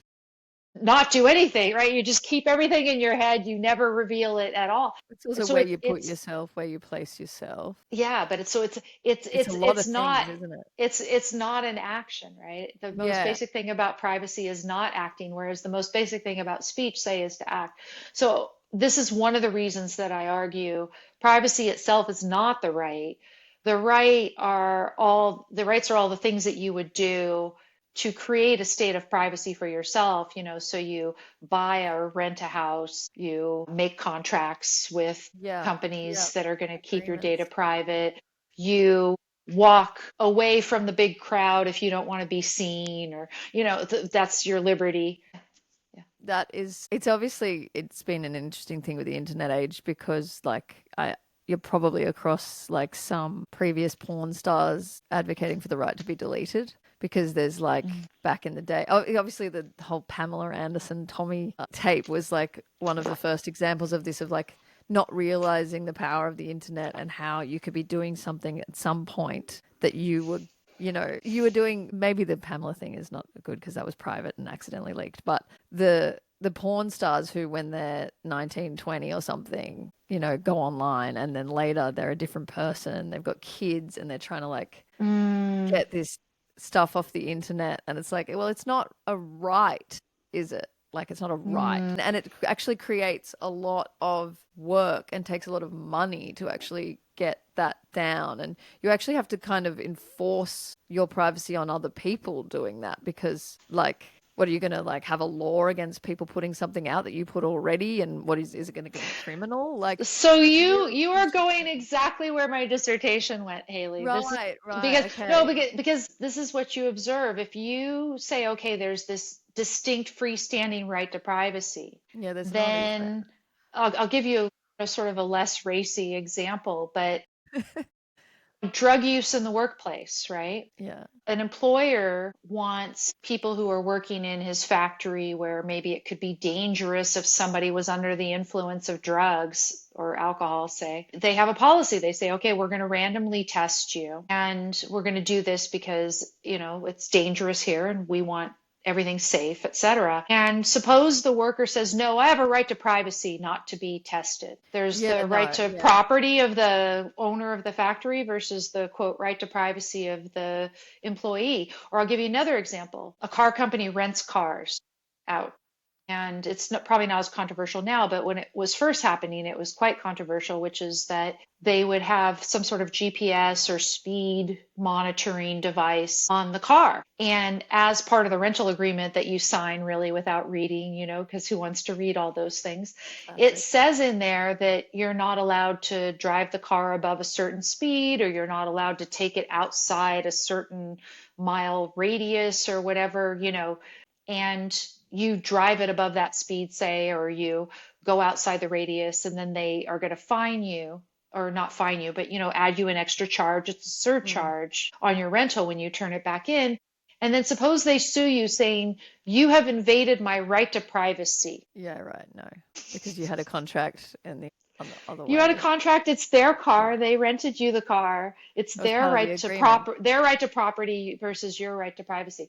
And so if you think about the fact that it's property and contract and liberty that we actually can use to create states of privacy for ourselves, and that we would hope could be enforced. Earlier, we were talking about how do you restore the rights to privacy, to keep private that third party data, that data that we share. Right now, there's some cases before the court that are saying, look, our contract with Google says that the data, the location history is our data, even though they have it in their sensor vault, their database. The terms of service say that it's ours. And so you should have to get a warrant to get it, government, Mm. right? That contract should be enforced. We want contracts to be enforced. We want property rights to be enforced, because really, when it's coming up against government, that is how our privacy can be protected objectively, where it's Right, not. when it's tested. Yeah, Yeah, and we then it we have we becomes in have common bright law. lines we can draw. We can say, So you look, there's want a term of a cases like this contract. to happen so Yeah, that it yeah, and can be we protected. and we, yeah, we want those rights to be protected. So what we don't want is to say, oh no, there's this freestanding right to privacy that we will protect your privacy whenever we think your expectation is reasonable, whatever that means. And in the Yeah, too meantime, subjective. we're going to degrade property rights, Mm, which are the true foundation, the true way to get solid protection for privacy. yeah, So your example about the person who was the prior porn star. consenting adult porn star Yeah. who now wants to allege a right to privacy that can, wipe off some of her prior mistakes. It kind of sounds good in the It, moment. You would like her to be able to recreate her yeah. life, But it but at the inflicts on other same people's time, property rights. yeah. And it actually undermines what is the true foundation of privacy at the end. Right, yes. How interesting. So your article that you wrote on this third party doctrine, which I feel like should be more sexily named the mafia doctrine, because I feel like people will really just they'll like that more. Yeah. But your that's being used in some of these cases right now. Is that right? Through Yeah. Pacific So Legal. the theory of that is actually in this amicus brief that we have right before the Supreme Court right now. There's a Right now. case, yeah, so there's a case that the Supreme Court is being asked to hear. They haven't agreed to hear the case yet. And it is the one that is on the Fourth Circuit side of the split that we described earlier. So it's the bad one, right? Where the Fourth Circuit said that because of the third party doctrine, no warrant is required. And so our amicus client is interested in challenging that. They are, again, a third party service provider. And they think that they, like Google, should not be forced to give over this customer data without a warrant based on probable cause and particularized suspicion. So at Pacific Legal Foundation, my colleague Mark Miller and I have filed this amicus brief on their behalf with the Supreme Court in support of the petition to hear this case by Chattree, who is this petitioner.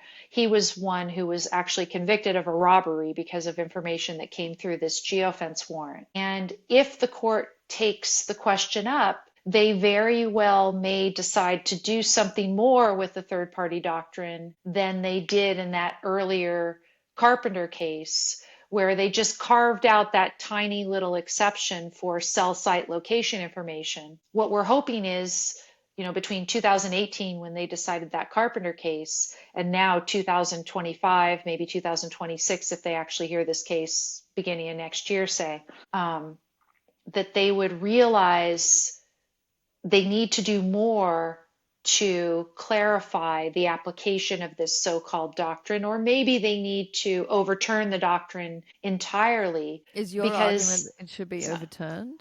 Yeah, I think it should be overturned because the proper context in which it should be applied, which is those secret agent cases, these cases involving the illegal contracts, there actually is no need for a doctrine if you just recognize that the basis for the right to keep that information private was a contract.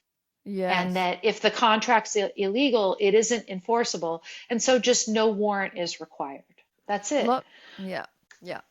Okay. Yeah. It's good that you're part of it. At least it feels like some people are Well, that wasn't accidental, right? So, I mean, I have been sort of doing things around this for years, and it was the doctrine that I talked about when I was challenging the FTC consent order with Facebook. I was using the same thing because, again, it's a third party doctrine. That's why the FTC thinks that it can get the information from Facebook without a warrant. In fact, when the government was ordered to respond to my argument, it was a very short little response, and they essentially said, no, we can have whatever data we want because of the third party doctrine.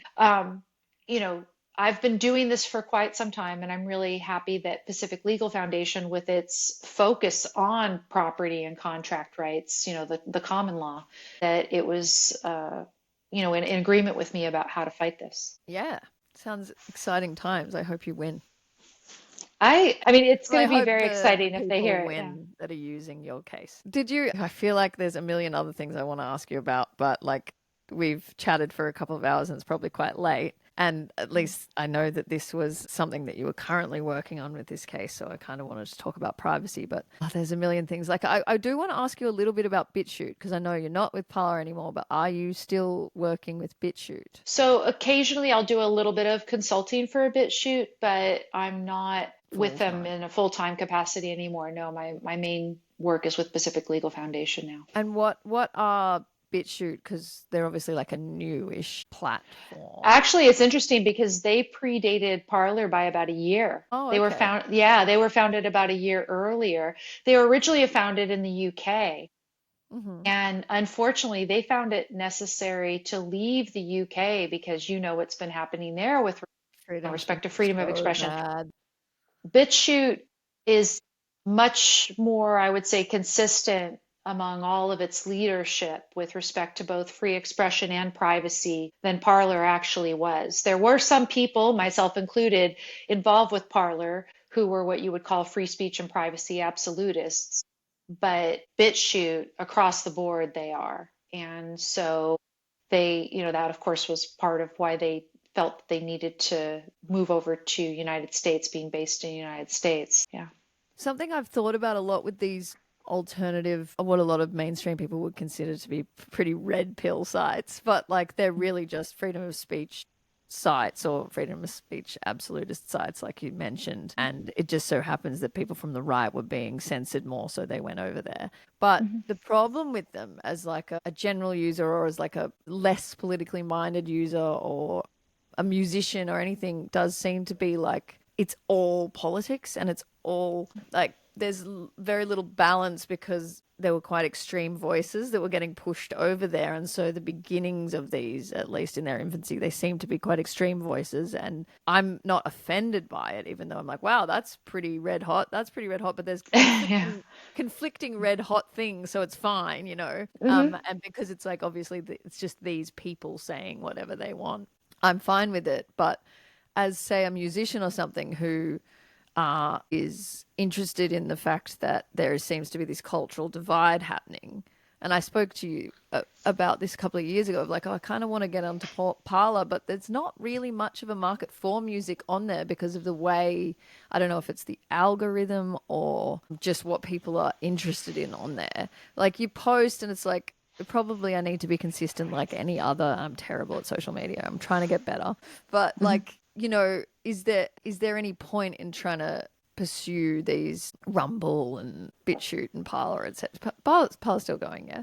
It came back So up. Parlor came back up under some different ownership, and I never was involved with them. But But these things in theory, like these kind of alternative spaces. yeah, it really depends. So at Parlor, we never actually used to have an algorithm. There was no recommendation Oh. algorithm. We did have, I forget what we called it, but there was some sort of a page, where we would put certain things up there, but it would be a manual feeding. There wasn't an algorithm. So whatever actually appealed to people, and like you say, so many people were just into politics mostly there.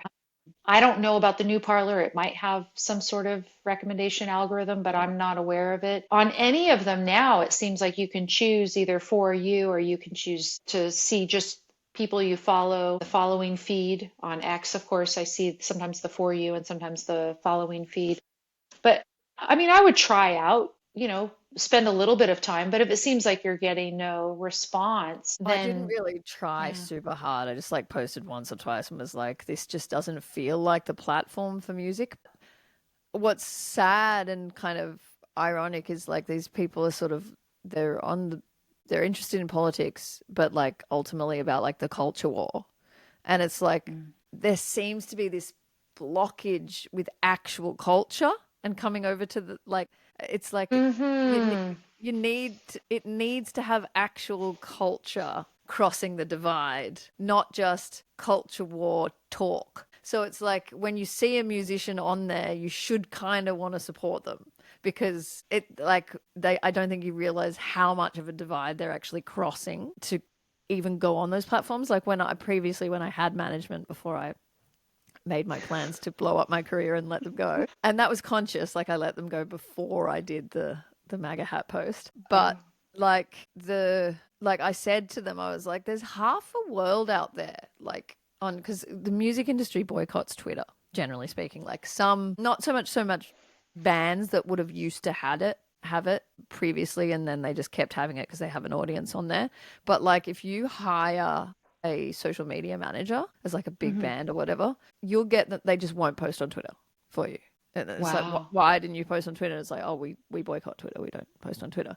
And like I spoke to my then managers and was like, I'm probably going to post on Twitter. I was thinking about these alternative sites. Like, do you know about Rumble, blah, blah, blah. And they were like, oh, don't do that. They're all right wing. And I was like, yeah, but like it's a market. Like you're my manager. Like, don't you think that perhaps Yeah. there's a whole other market there, like that no one's tapping in on? Like, why do Hmm. you care if they're right wing or not? Like, right wing people are people. And they were like, yeah, but it's just not a good look. Like, it'd do more damage than good. And I was like, why?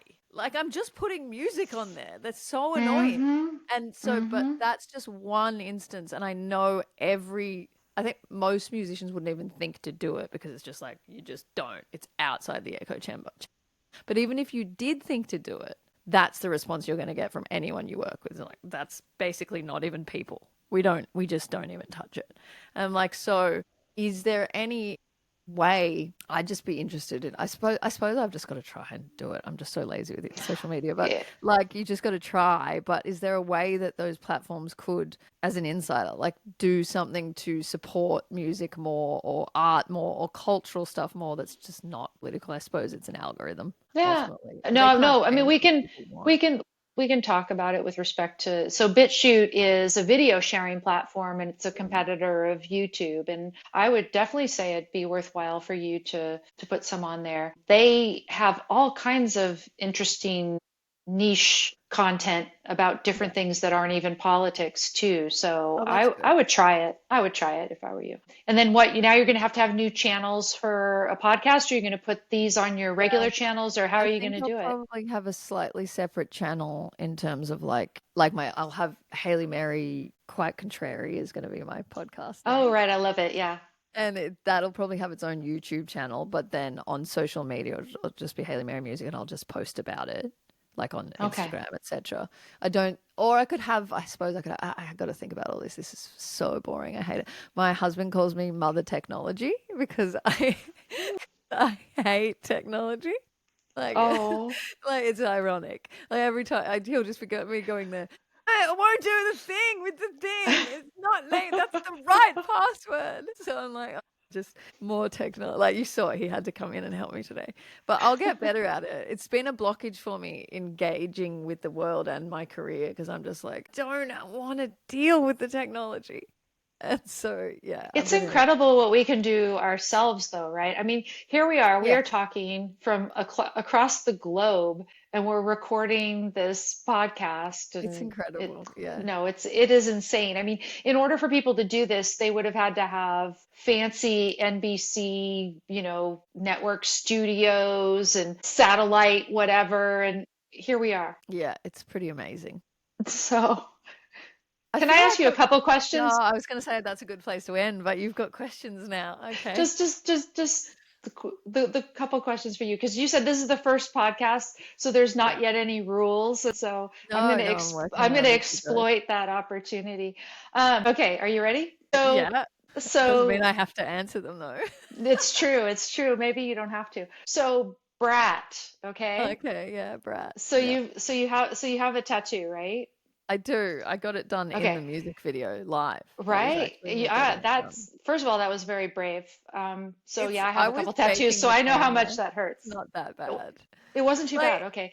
no, It was I a was pretty acting small it up. tattoo, so it's not too Yeah. bad. Yeah. So I have one here, that Oh, was that would maybe be more painful. a little bit more because under the arm, yeah. But so I have some experience. But no, my question was the B Is on an brat, 8. like, okay, so 8 why? rat. I don't really know. Johnny did it, my Hmm. husband. He just he's got kind of cool writing and cool style, I guess. So I just was like, I'm gonna get a brat tattoo and like, can you write it out? And like he just kind of wrote 8 instead of B. And So I think it's there's partly not to a do deeper meaning to it. There's no no, deep. it's a little bit attached to my rat pedal, which I use on a lot of those older songs, and it's like Ah. a fuzz, a really hectic distortion that I'm not very savvy with describing it either. I'm so not techie, but that's rat, be rat, like be the rat. I don't know, Okay. but 8, I don't know. It just differentiated rat and bee. And then 8 rat, I don't know. It's just like infinity. I have no idea what it I meant, was really. thinking It 8, I was thinking seemed to infinity, but then mean, I was thinking there would be some deeper meaning to that. No. oh,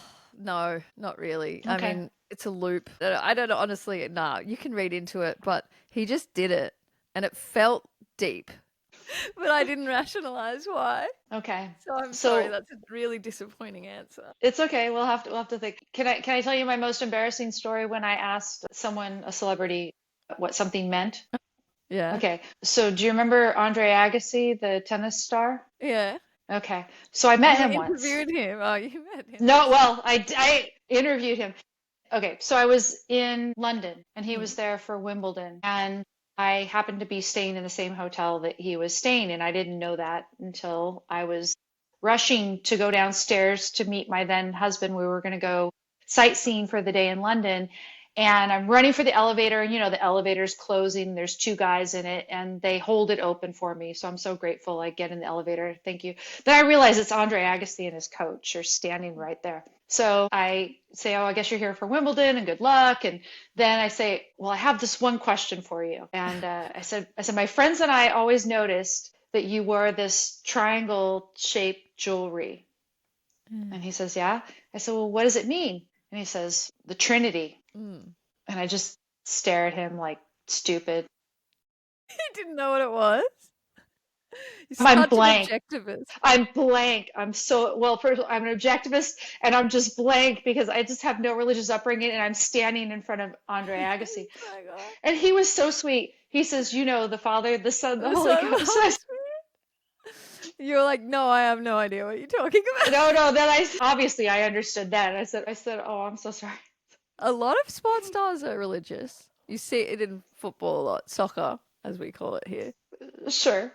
But it's football. They do these ones and like pray and Yeah. I don't know. Yeah. Yeah. I feel Yeah. like it's a thing like under that amount of pressure, I can imagine it really like helping. There's like, especially modern football where like, or modern sports where like you also have like internet, like hatred and all the voices and all that stuff. And it's like to level up and perform, like, you know, again, your Ayn Randianness would call this a cope or a crutch or some weakness, but the strength of like looking to something above, I can fully see how that helps like world elite sports people, because it's like you have to put this earth on a level that and sort of transcend it to not let it affect your psyche, like all these millions of people affecting your psyche and this high expectation you have to believe in something like larger, just to not necessarily because it'll make you win, just to get through it almost. Right. I could sort of see that because I noticed like Johnny's been getting into football a lot lately since we've moved out to the country, and I'm just like, a lot of them are religious. That would be my rationale, but not necessarily. I'm sure it's not. They're just religious because they were brought up religious, but I can see how it would help in Yeah. like I mean, high level performance, you know, with a lot of crowd. there's always the need to put whatever you're going through in a proper frame or place in order to get through it. And yeah, I mean, I could Somehow, yeah. understand how that would be a way to do it, but there could be secular versions of it as well, right? What are they? Because I was reading a little bit about objectivism just to try and get my head around it the other day before I spoke to you, and it was like what I understood was like this central idea is that there are primary axioms. It's like existence and consciousness, according to Ayn Rand or objectivism.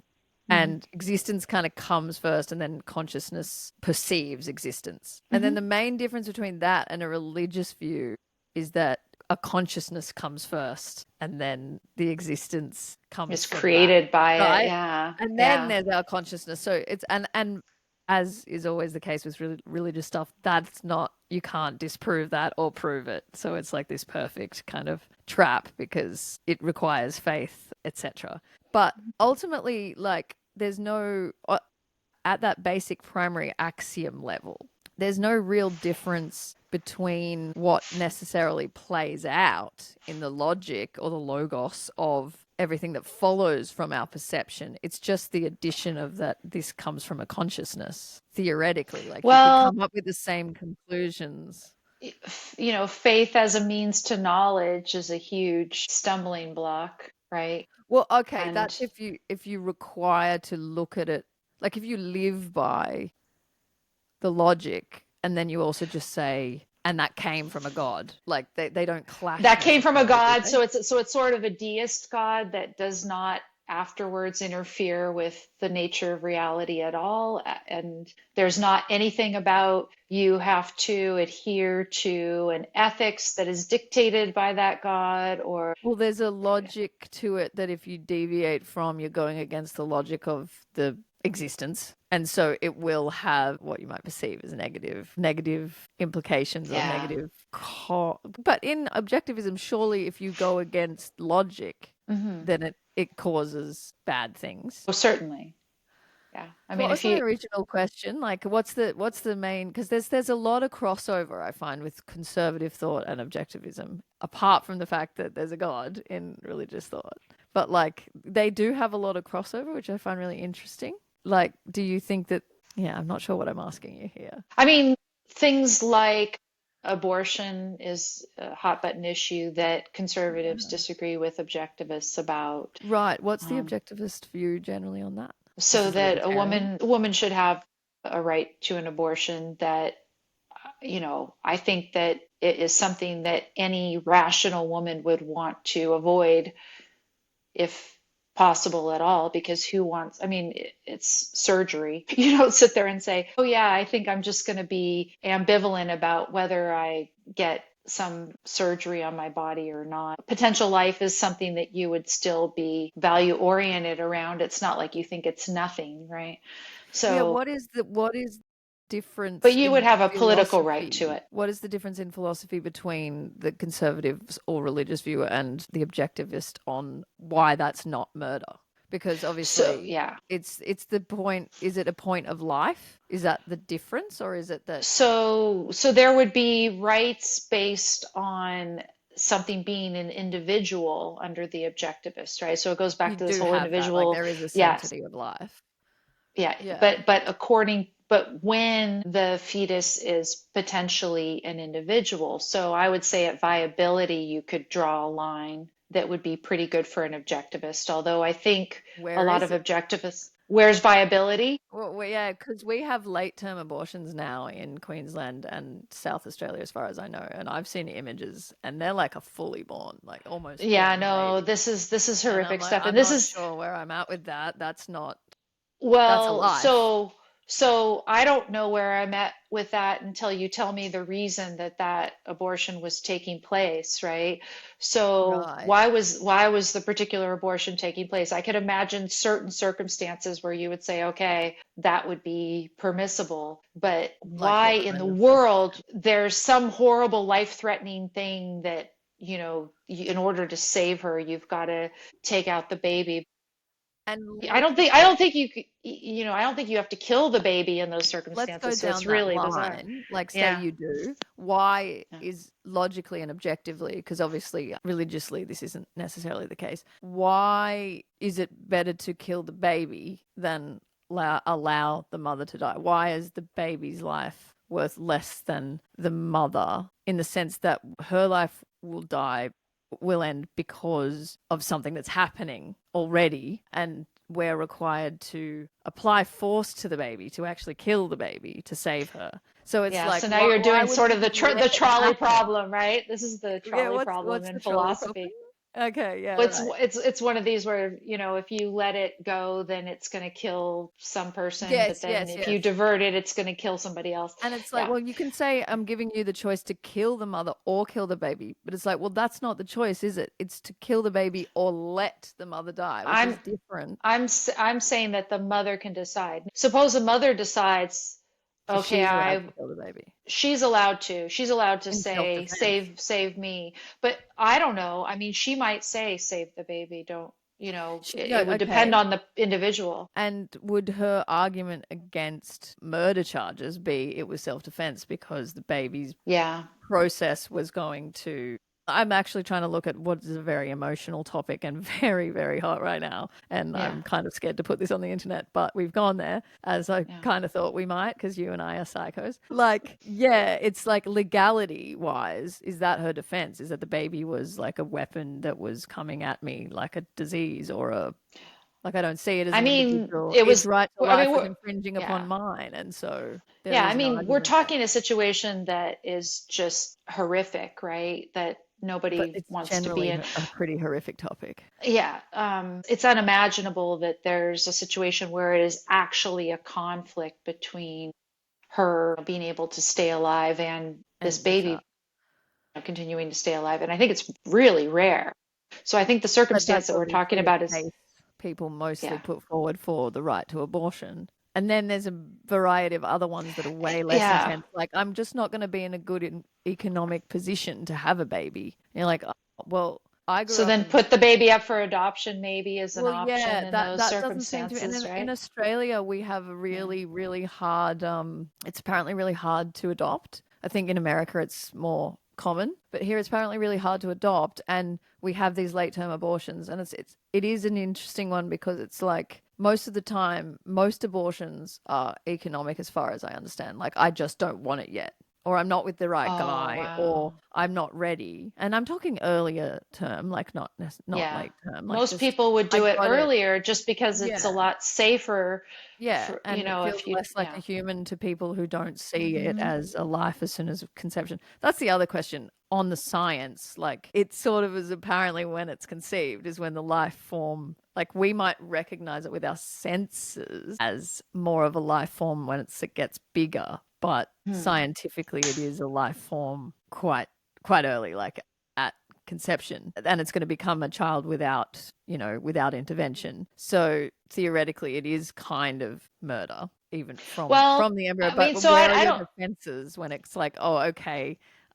yes, it was going to kill me, therefore it's self-defense, but where's the defense for economic reasons? It was going to make my life, I wasn't going to be able to finish my degree, I wasn't going to be able to be in my band anymore. Is that really a defense to end someone else's life? There's two different things, right? So one is the right to do it, and then when would I morally judge someone a certain way or not? Because I make value judgments about, suppose somebody carried a fetus for quite some time and then just said, I can't afford it, forget it. They didn't really plan and they were very irresponsible about it and stuff. For me, if you've carried the fetus for a long time and it's almost getting close to viability anyway, why not just have the fetus and then put the baby up for adoption? Just finish what you start.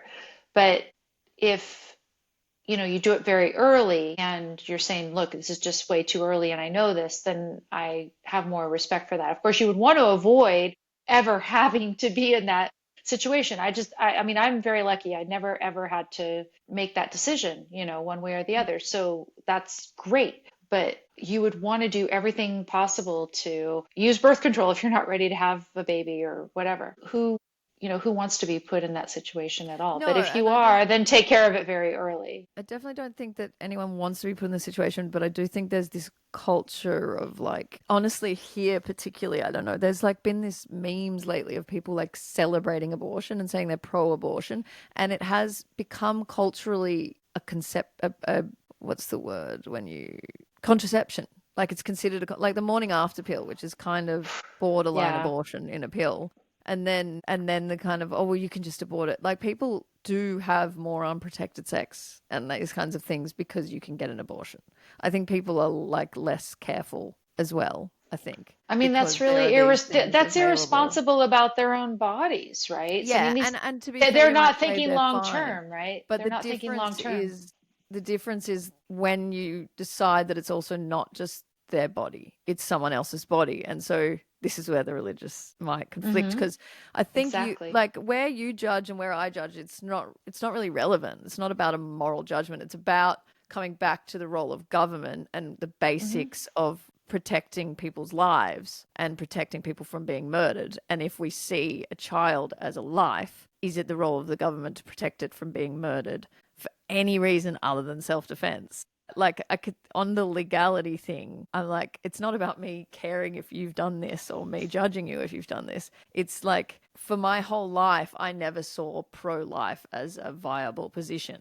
And then I kind of have realized that, like, it's pretty crazy that we vilify people who are called pro-life. Like, and when you start to see late term abortions and stuff happening, and you're like, we're pushing this feminist agenda, and it's starting to push the line where of deniability of this being a life. And so I'm starting to see their arguments as like, well, yeah, it kind of is always a life. And was it her choice? And when COVID happened and everyone was like, sorry, was it just her body? Her body, her Mm. choice. It's like, it's also someone else's body. It's not just your body. And it's in your body. It's not a piece of your body.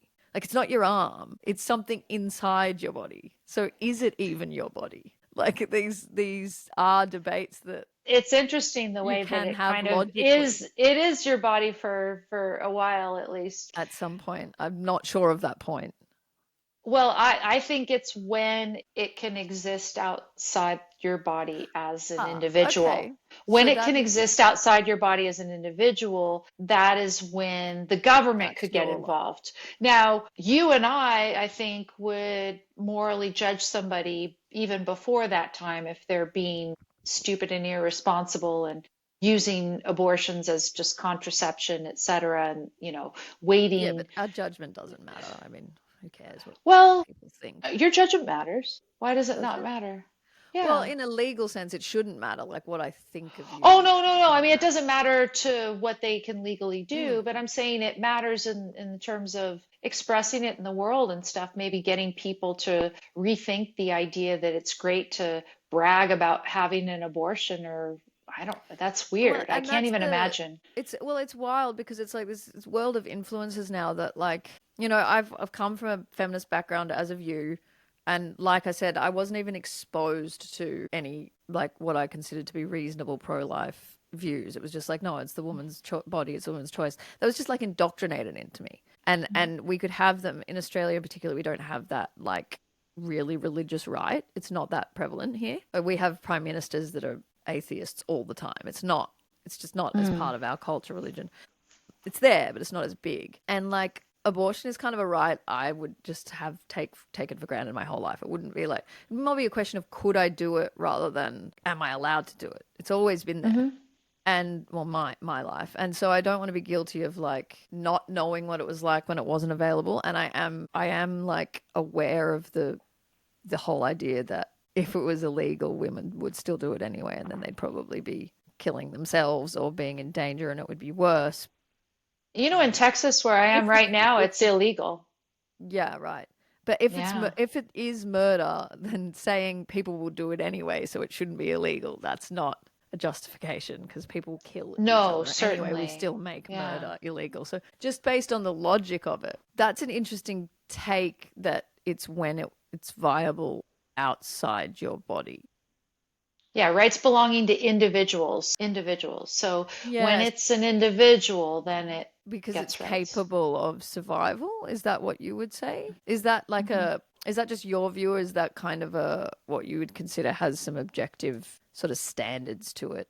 Because Yeah, so that's when it that becomes an individual so that's the objectivist view, philosophical. that when it's an individual human being, that's when it has rights. Right. So scientifically, it's life at conception, but you don't see that as an individual. You see that No. as life, but You not could say yet. these lifelike processes where there are some self-sustaining and self-perpetuating actions going on within this little thing that's in you. Sure, that starts very early, but rights would not attach vis-a-vis government until much Right. later. Yeah. And that obviously is, it's funny because we're talking in a very embryonic level, excuse the pun. Yeah. And I know it's not a funny topic, but I guess when I'm trying to work out the difference between a religious view and an objectivist view, this is a good place to start in that you just don't see life as having sanctity. It's an individual that has sanctity in that line. So I could see an objectivist still assigning some sort of a value to The embryo. the potential life, right? I mean, Yeah. it's not like, okay, so you have a miscarriage and you wouldn't cry about it because, It but wasn't able to live on no, its, yeah, yeah, no, yeah. no, because we're only talking about rights vis-a-vis government. That's where we're drawing Yeah. that line at the But individual. true, true. Yeah. But so are there degrees then in terms of if we were logically saying that you could argue self-defense on the murder charge of your own baby at a very late term abortion because it was going to kill you. Like it was Under the under circumstances, the yeah, yeah, circumstances. yeah. Would you then say that scaling it back to like earlier and earlier, the reasoning should be like the defense should be more extreme or no, it should be less extreme? Like, I'm just trying to rationalize. Again, freedom of speech is really Well, important because so I've thought about this a lot, but I've never really been able to talk about it with anyone because everyone goes crazy. Like, nobody you wants do to want to talk about know. this Yeah, issue, I want yeah. to know what I think, and I don't know what I think. I honestly don't. And so I'm trying to work it out. But it's like, if you go, okay, at 8 months and 3 weeks, it's like it's murder, but it was going to kill you, so there's a defense there. At 6 months, when is it viable in the womb? Sorry to be Six independent. months could be, I don't know, actually. Roughly, and say it would I depend actually on the knew actual someone. fetus.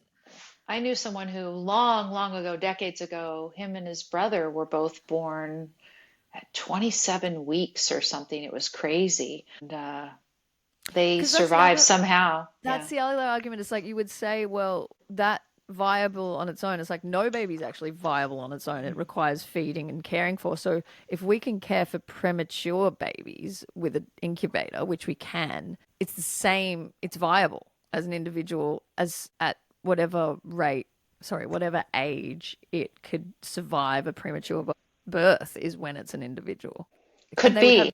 they would have data on that. Like they would have Yeah. statistics on when you're too young to be born and survive. Obviously, it's very blurry lines because not everyone's going to survive at that No, and I rate. mean you have to draw lines like this in the world. So, at what age is someone old enough to make knowing contracts? Yeah, Typically, we say, I think 18 in most countries, but we draw yeah, the line somewhere based we on do. when we think people have a rational capacity to enter into contracts. And Yeah, similarly, you could say, okay, what is sort of routine prenatal care that we would call viability, right? There's yeah. And some, so when you get to a defense of aborting that life, could it play out in legally that you go, well, the less viable the life on its just in objectivist terms. I know the religious people who will listen to this will be incredibly offended, and I'm not pushing this view. I'm just trying to understand because I think sure, we sure. actually follow more of an objectivist view with our laws than we do a religious one currently in this country. It's like it's here, so we don't accept that. Here we accept it even less. At this stage, it's basically just full on murder, And so I suppose, do you have less of a requirement for a defense the earlier it is? If I find out I'm pregnant in a week, I could go. It's 2 weeks. My economic reasons for doing this are justified. Like Okay, I so just don't want it done. But then in 3 months, it's a bit later, and it's like it's got to be like it's really this and really that, and on a logical level, there should be more reason for having to abort it as it gets more viable, right? If you're gonna, so in my mind, you're talking about the ethics am of I? abortion Yes, but if a versus when the law should be involved. So I would say the mm, law either is or isn't involved in that decision based on viability or not. And that's it. but I'm saying So where viability might be earlier than you think, and so you've got to kind of scale it as an offense because if it's murder at 8.5 months because it's viable, you could also legally argue it was viable as soon as it was able to survive in an incubator. And so maybe. it's like, I yeah, mean, but they're even arguing. we would have to have a discussion about when that is, but thankfully there is such good testing and all kinds of great things now. I mean, you can get a blood test these days and find out whether there's all sorts of defects and whatever in the Yes. fetus, like Or you're so early. There is absolutely no excuse to be waiting until viability, whenever it is. I know that viability is not 6 weeks. I don't think it's even 10 weeks. I don't think it's 12 weeks. It's beyond that, right? And certainly by then you will have had agree. plenty of information to make a good decision.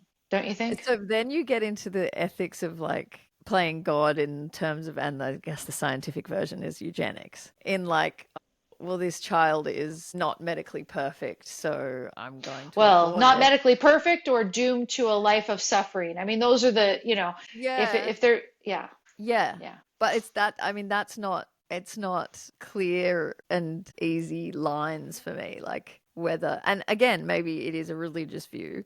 It's like you're playing God is the religious take on it, and you shouldn't.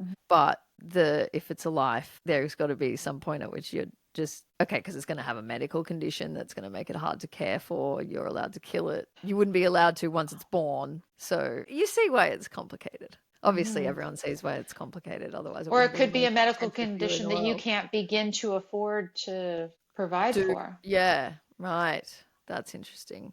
That's so complicated. But these are the kind of outlying situations, right? And like I said, the testing is so good now, they can test for any of these truly awful things early on, and then nobody should be waiting until late term and saying, "Oh yeah, now we'll do it as contraception or something." It's crazy. So yeah, I think ethically there's a lot of ways that I would judge people who are going around, being nonchalant or even braggadocious about abortions. It's And crazy. I that's don't what even understand. concerns me is that Yeah. because we have this influencer culture, it's like there's one side and it's the woke side, obviously, that are like censoriously like pro this, pro that, pro abortion, you've got to be like this. And if you aren't, then you're a bigot and shut up. And they'll shut down a conversation like we would have had. Like I would be a bigot for even having this conversation about being maybe there is this, an argument on the pro-life side that we've just shut down this whole time as calling them religious bigots. And it's like once you start hearing some of their arguments, you're like, this should be a conversation once again within the freedom of speech world. And I'm not saying influencers have a right to legally shut down your speech. They're not doing that. But, our government is very liberal, so left wing. And I guess you call them liberals over there. It's so confusing. Liberal is now becoming reclaimed, I think, as classical Like the liberal. classical liberals. Oh, yay. Bring Yeah, it back. yeah. I'd love that. Have you heard the "Make Liberals Great Again" meme? I find Oh, that I really have funny. not. Yeah. Good. I think that's a really good idea. They should Mm. claim back liberalism and get rid of the Marxism that it took it over. But what was I saying? Oh yeah, so it's like at this point it's like in the UK, for example, like religious people praying outside abortion clinics are getting arrested. Mm. And it's like, how is their right to pray infringed upon by this social attitude, like someone getting offended by the fact that they are there reminding them that they think they're murdering their baby? Like that's got to be like that's how far this culture has come. So it's like, yeah, you and I can disagree, or even legally we can disagree or whatever on where the state is, but like it should be a conversation because that person's right to pray has been infringed upon because the pro-abortion side is so culturally powerful. And I'm not sure it should be. Like, I'm not sure we should have this, it's fine, just get an abortion. And again, this isn't actually judging people having abortions. I kind of think the culture's gone too far when to exercise your religious freedom is now illegal because you don't want to feel bad, or even governments don't want you to have to feel bad. I don't even know why that's happening, by the way. Like, I think someone has to make a complaint and then the cops go around and remove said protester or prayer from the area.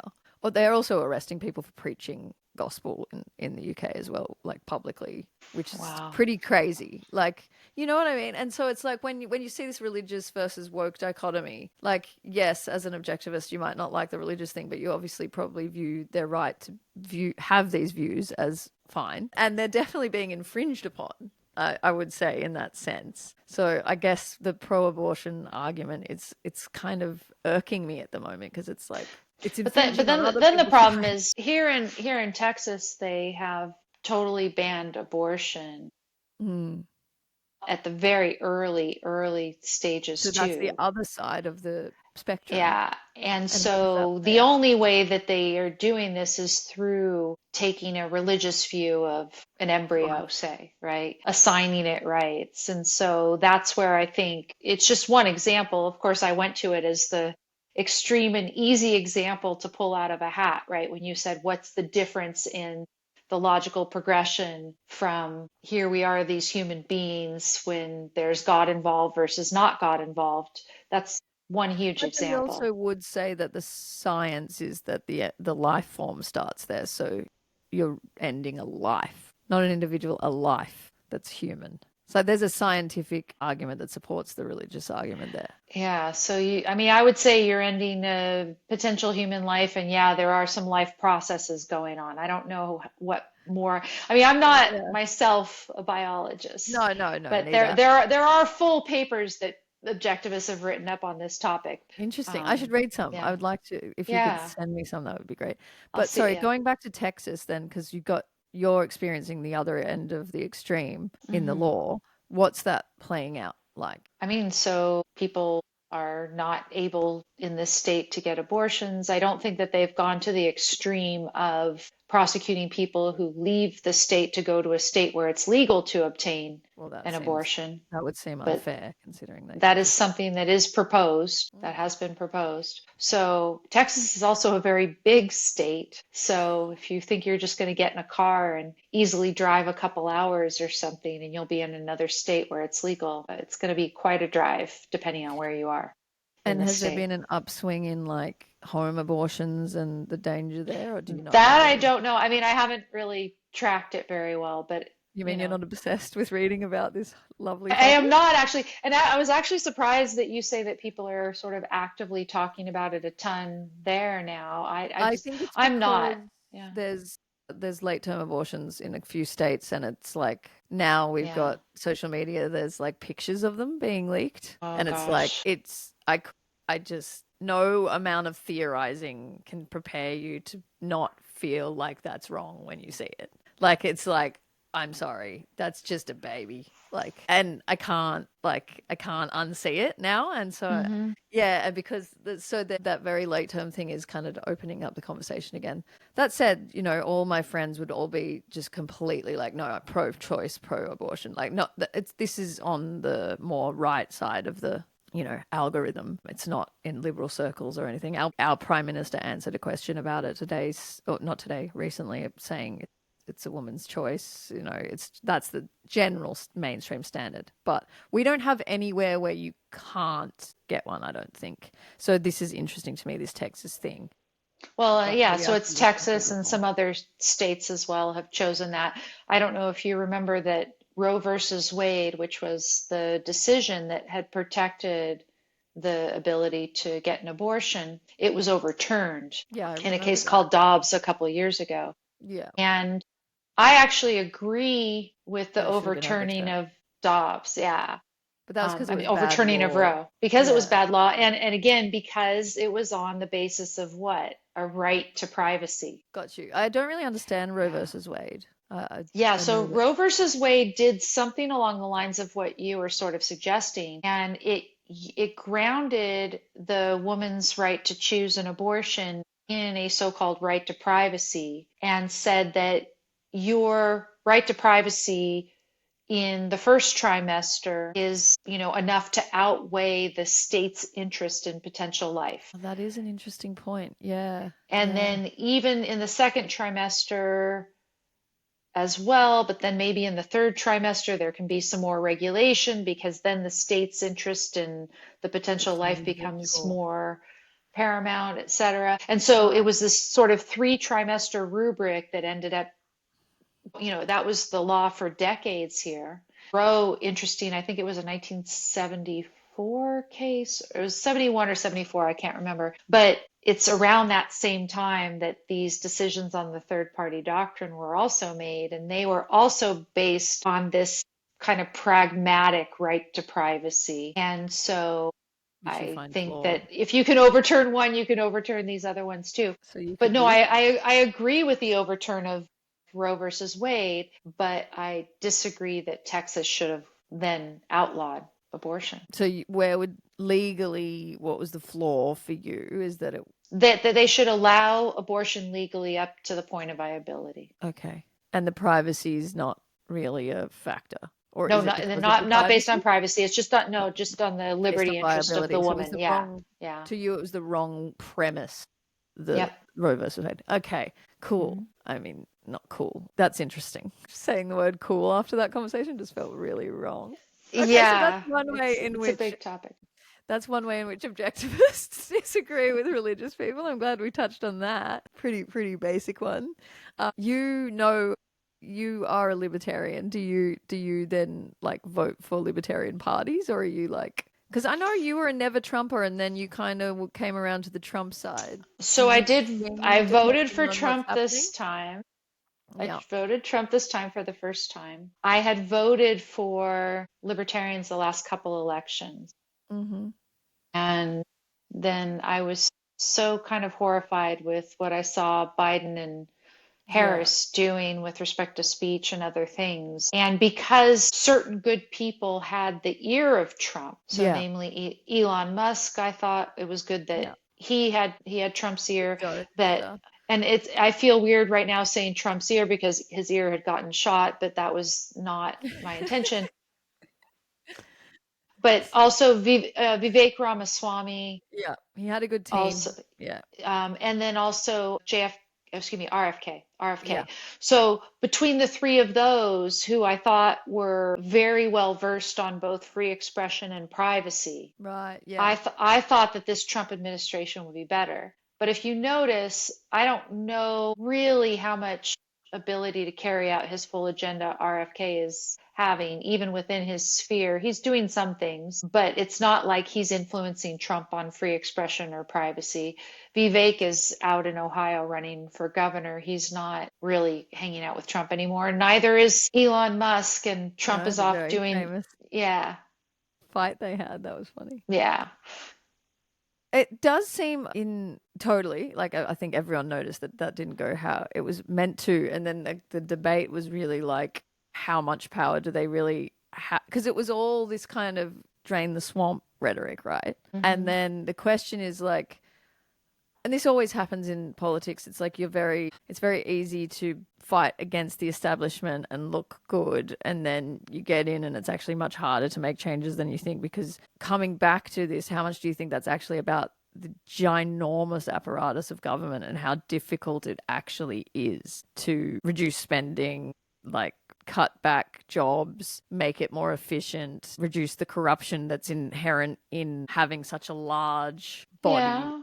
of things. Like you're going against, I'm not saying it's not a noble thing to want to do, and I feel like they should want to do it, and I think they did try to, but then it's like, is it so entrenched that it's difficult to, like, if Elon Musk But I mean, wasn't even really, how does that excuse things like he is by executive order saying you're going to be arrested and I think put in jail for up to a year to burn a flag, for example? that's interesting. Well, then you get into nations, right? And so you're getting into this is really interesting because we have like Australian flag burning happening in protests here, like pro-Palestine protests, Hmm. and we also have like three flags that our prime minister flies. I suppose national unity, like it is a crime in America to burn the flag, right?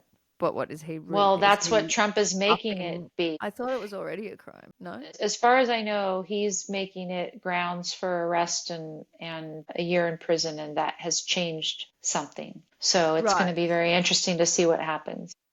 I kind of always thought it was a crime anyway, but I must have been wrong. Maybe it's a crime here, but it's a funny one. No, Again, old me would say, if no, it it should be was a crime crime at all, it really. should not be, and I don't think it Yeah, was. yeah. Yeah. Yeah, it's weird. So I suppose you'd say, yes, the answer to bad speech is better speech, and so people should speak up and say, we don't want you to burn our flag.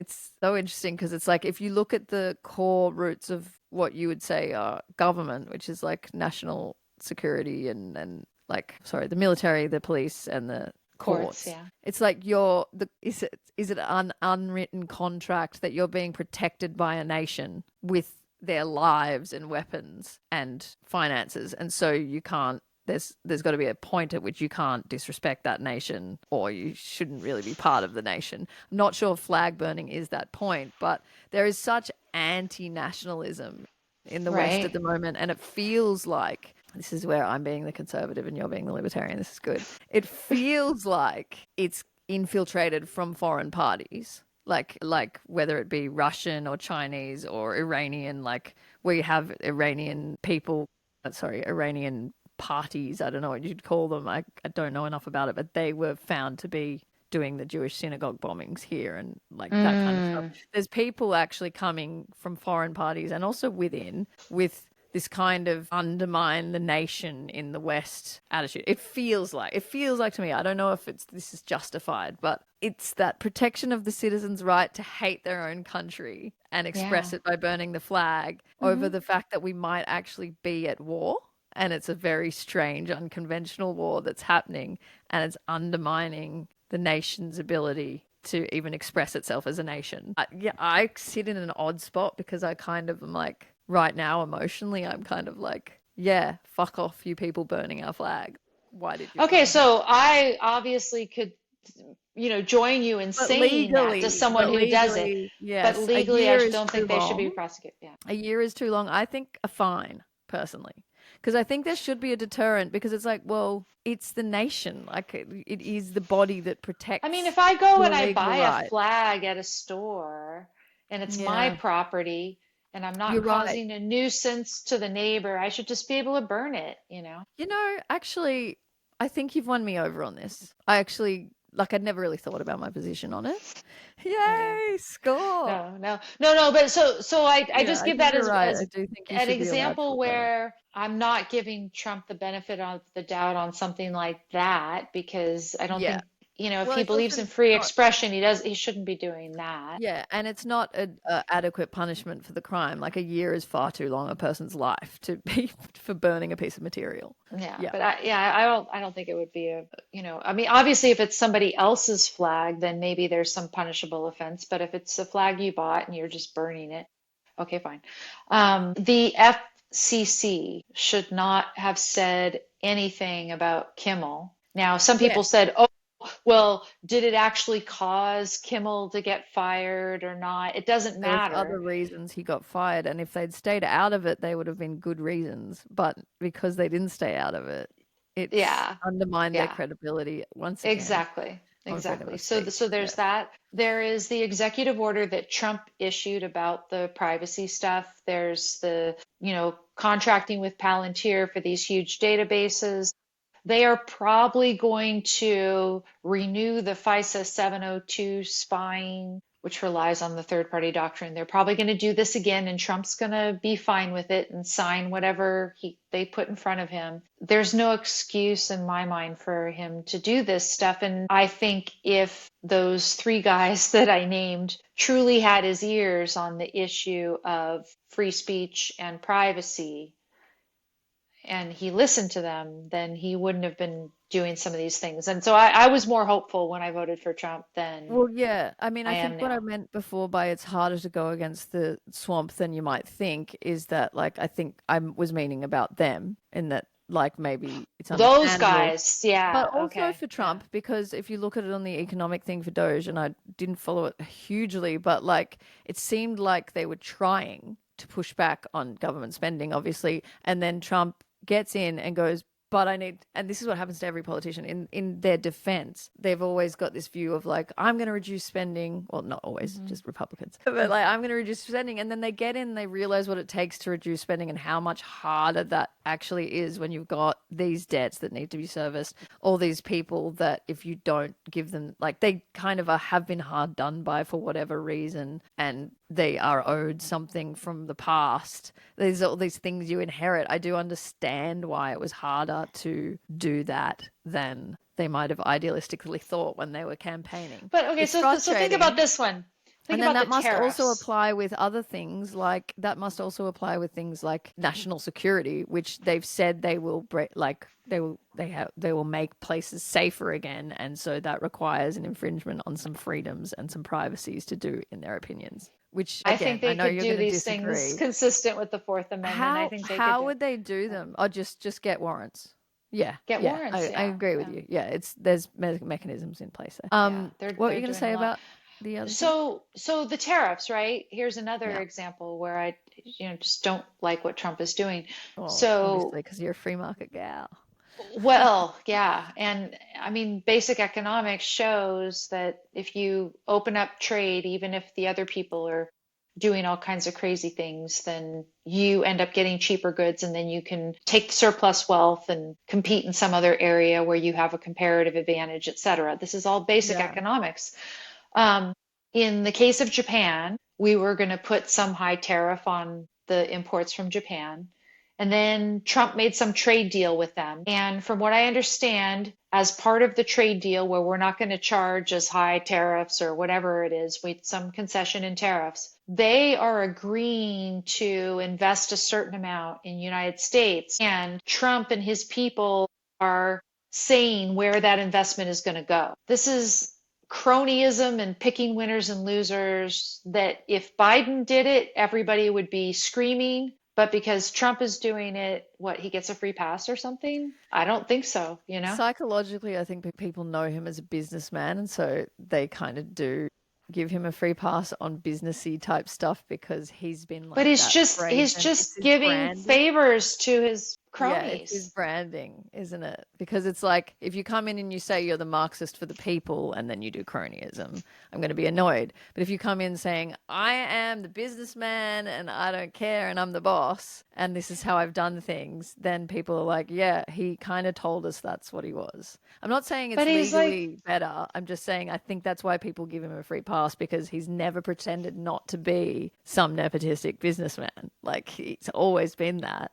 And they voted him in. And he's the guy that does the deals to get stuff that he wants. Like that's see, so always been his I modus thought operandi. this is where I had hoped that Elon was going to have more influence Yes, on him yes, to yes. actually, And I and think we also all did. Vivek, because he Yeah, understands free markets as well. Yeah. yeah, yeah. I think we all did hope that those people would have more of an influence. But yeah, I don't see anything like un-Trumpy about him, if that makes it what he's doing. Like I feel like it was on the tin but yet no, I guess I get what you're saying is that that wasn't the tin. The tin was the team and now the team has disbanded, so you didn't really get what you felt you voted for Yeah. at the time. Yeah, that makes sense. But would you have voted for him? Definitely. And the reason I still would because I think it's very easy to forget what the Democrats were and what was happening there. And it's like these people lied to us about what women were and stuff. Like they lied to us about Hmm. COVID. It was very big lies, sort of fabric of reality stuff, and just kind of laughed hysterically as they did. And like you're just sitting there losing your mind, going like, "What's going on?"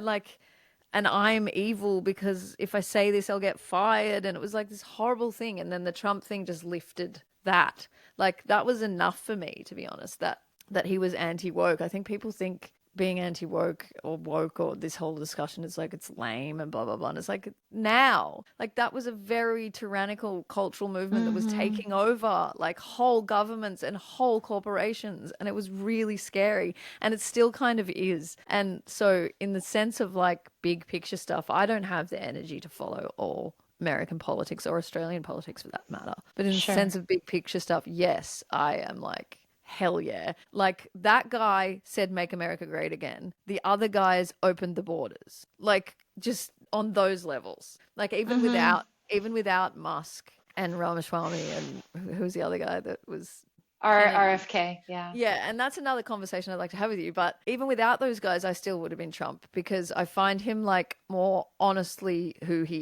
is, and you know his flaws. It's like you're dealing with the worst of better of two evils or something.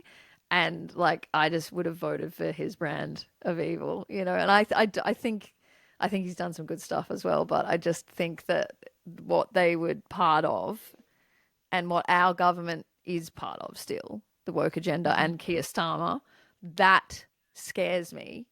Like what's happening here and the digital ID stuff. I'd like to hear your take on that. Do you know much about digital ID? Um, So, I know that the UK are bringing it in, but we already have it voluntarily. It's just the problem now that people are objecting against is they're now bringing in a proof of age law to protect kids on social media. But what hmm. that is that Hmm. everyone will have to prove their age, and therefore you know what websites everyone is visiting. And so that's why people Yes. are concerned about that. Yeah. Their privacy. No, and this is the thing. It's, if there were an actual government digital ID, is that itself the problem, or is it all of the implications and what the government is going to do by consolidating all of this information about you around that digital ID, having some massive database? We're in Orwell's 1984, boom. I Yeah. could see a very limited government that would issue the digital ID, but if it was properly constrained, it wouldn't be a problem. So I don't think it's I mean, there have been, passports and et cetera forever.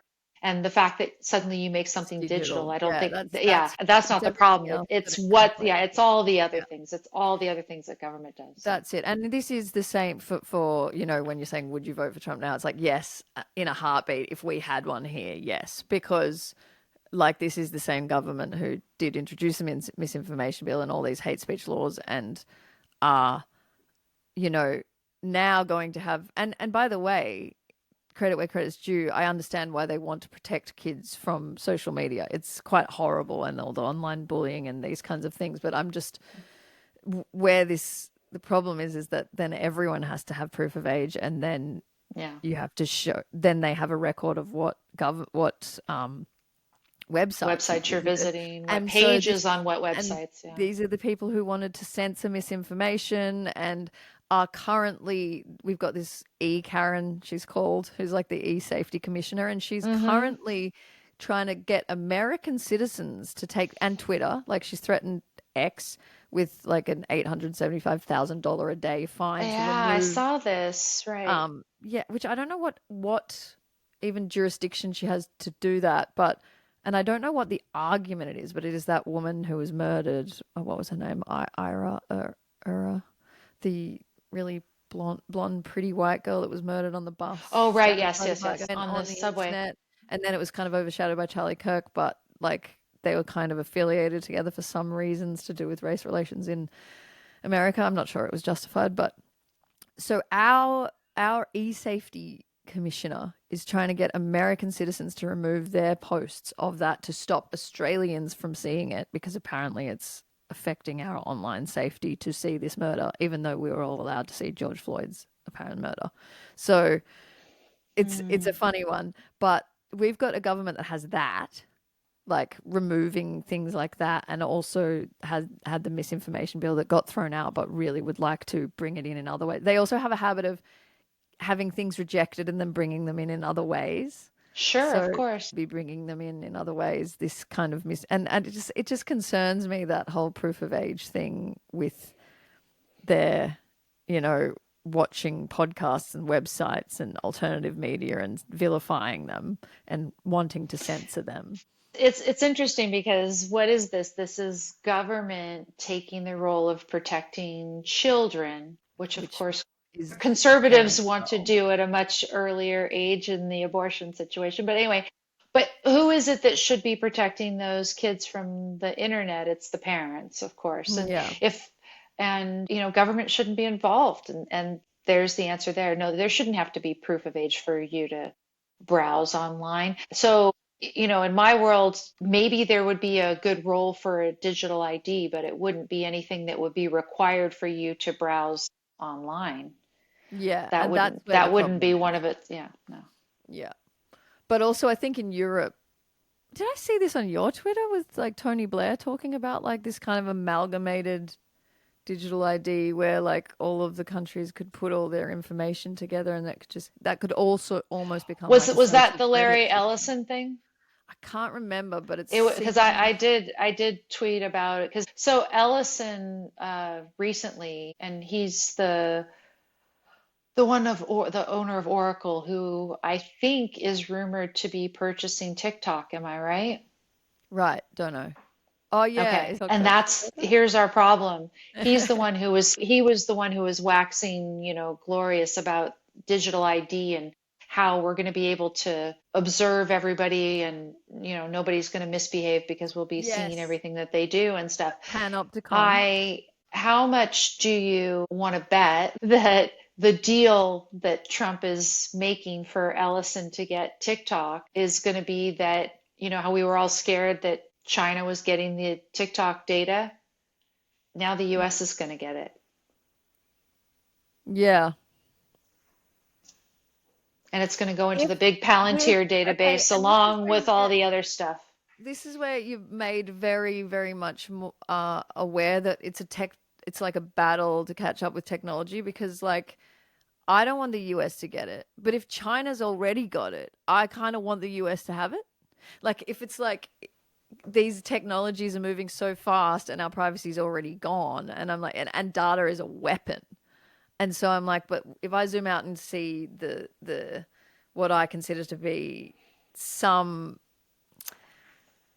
geopolitical tensions that could evolve into serious conflicts, already are in many cases, and the information wars that are happening, I'm like, I don't just want China to have it.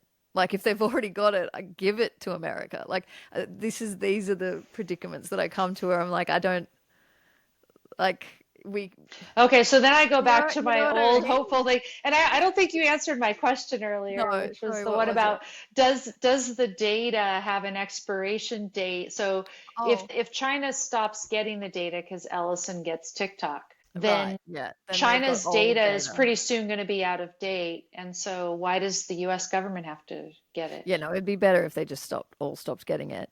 Um, Yeah, yeah. Oh, it's scary times. But who is to stop them?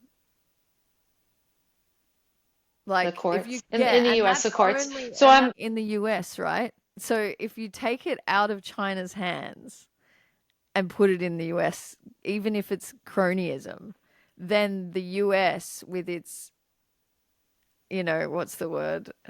Healthy court system, mhm. arguably will fight this with US standards rights in mind.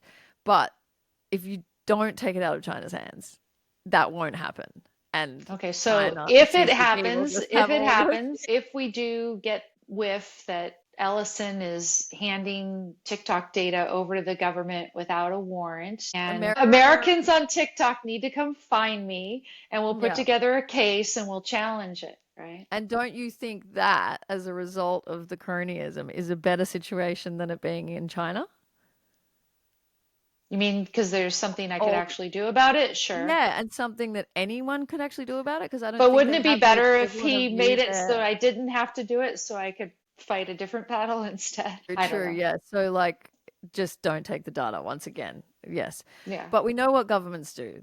They want to be up, like they're like a business. They want to be up with the technology. They want, like, what also again with the how it's a technological race.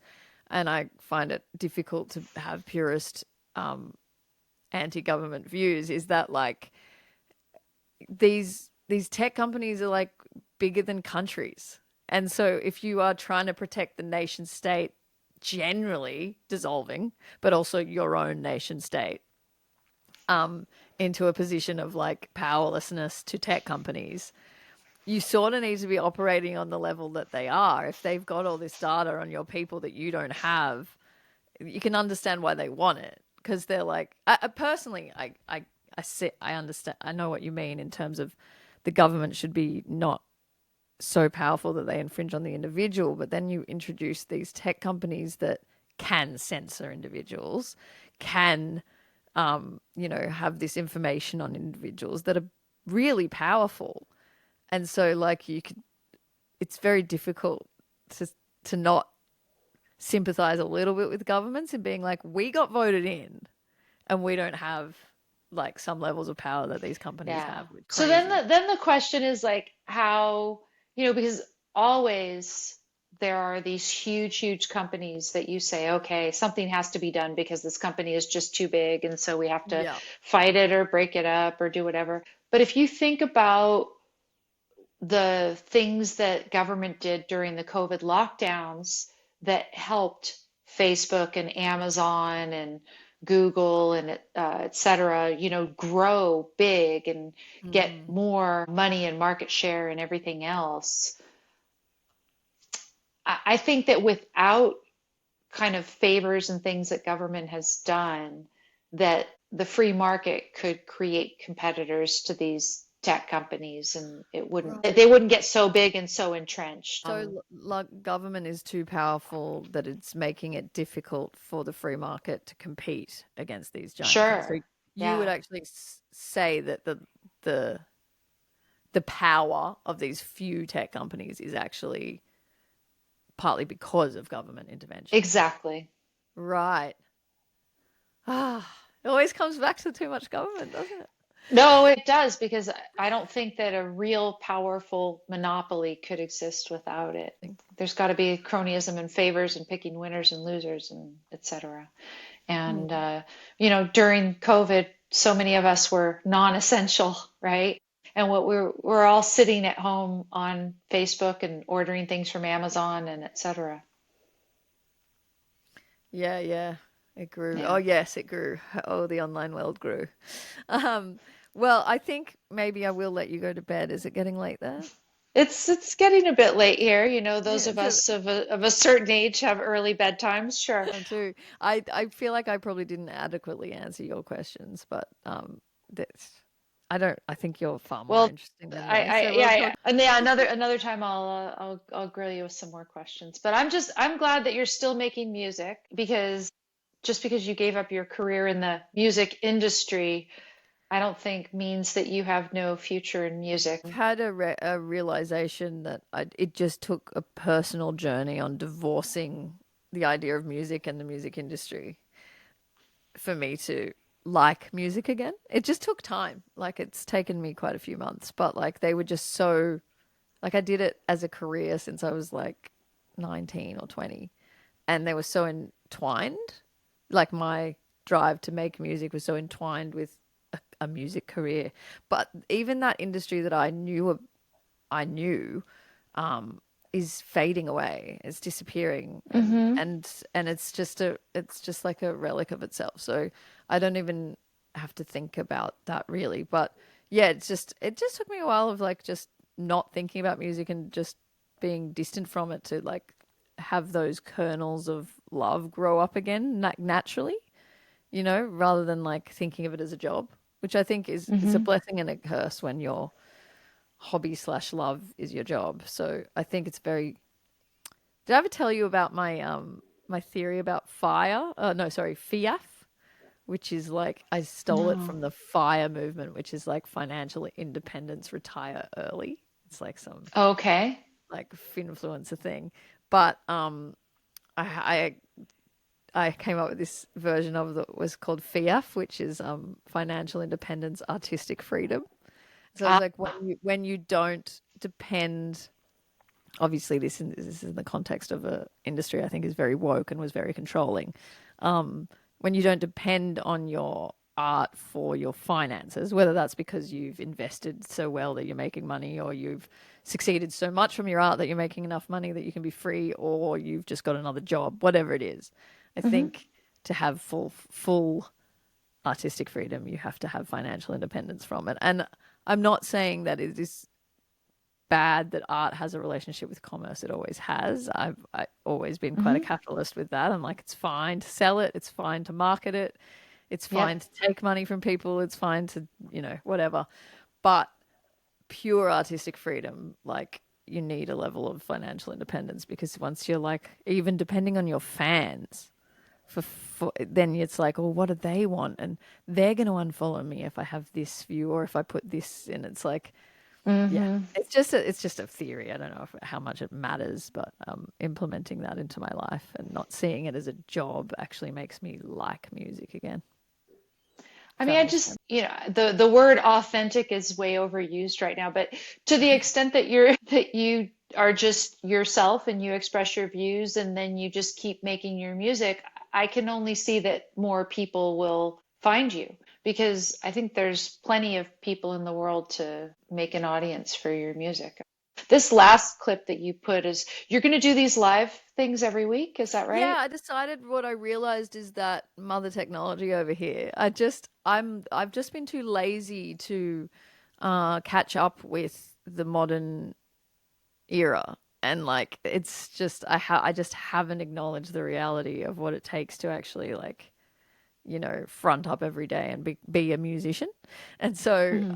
I kind of let it slide. And I just realized that like committing to something regularly and allowing that it's going to be imperfect and not like that. Once again, the old industry framework, which is like you got to do a big album and you got to spend all the money on the album, and then there's a big cycle where you put it out. It takes a year, and you got to pay these people 9 grand and blah blah blah. And it's like all these people have to come in with this giant wheel, and it's got to be perfect and a perfect take. And I was like, all that is discarded, and it's like, I'm just going to make a video. I'm going to commit publicly to making a live video where I sing it live. And it's not the perfect take because Johnny won't film me that many times for me to get it. It's just gonna, like, he'll give me like three and be like, all right, I really want to go and watch football now. So you better nail this.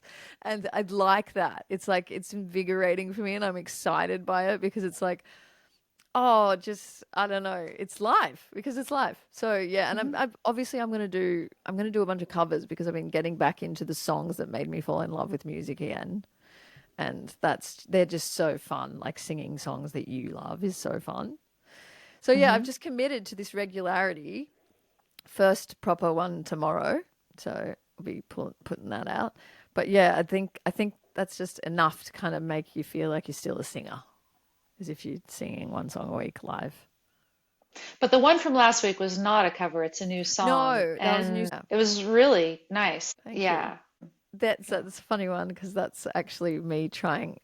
For a very long time, I found it impossible to have like conservative or like right wing or whatever it is paradigms in music because like all of the conventions of rock are about like the underdog and they have these like leftist stories and Mm. like fighting the man and like that I think El Dorado is actually, funnily enough, like it's a little bit right wing in its meaning, which I'm like, wow, I finally like.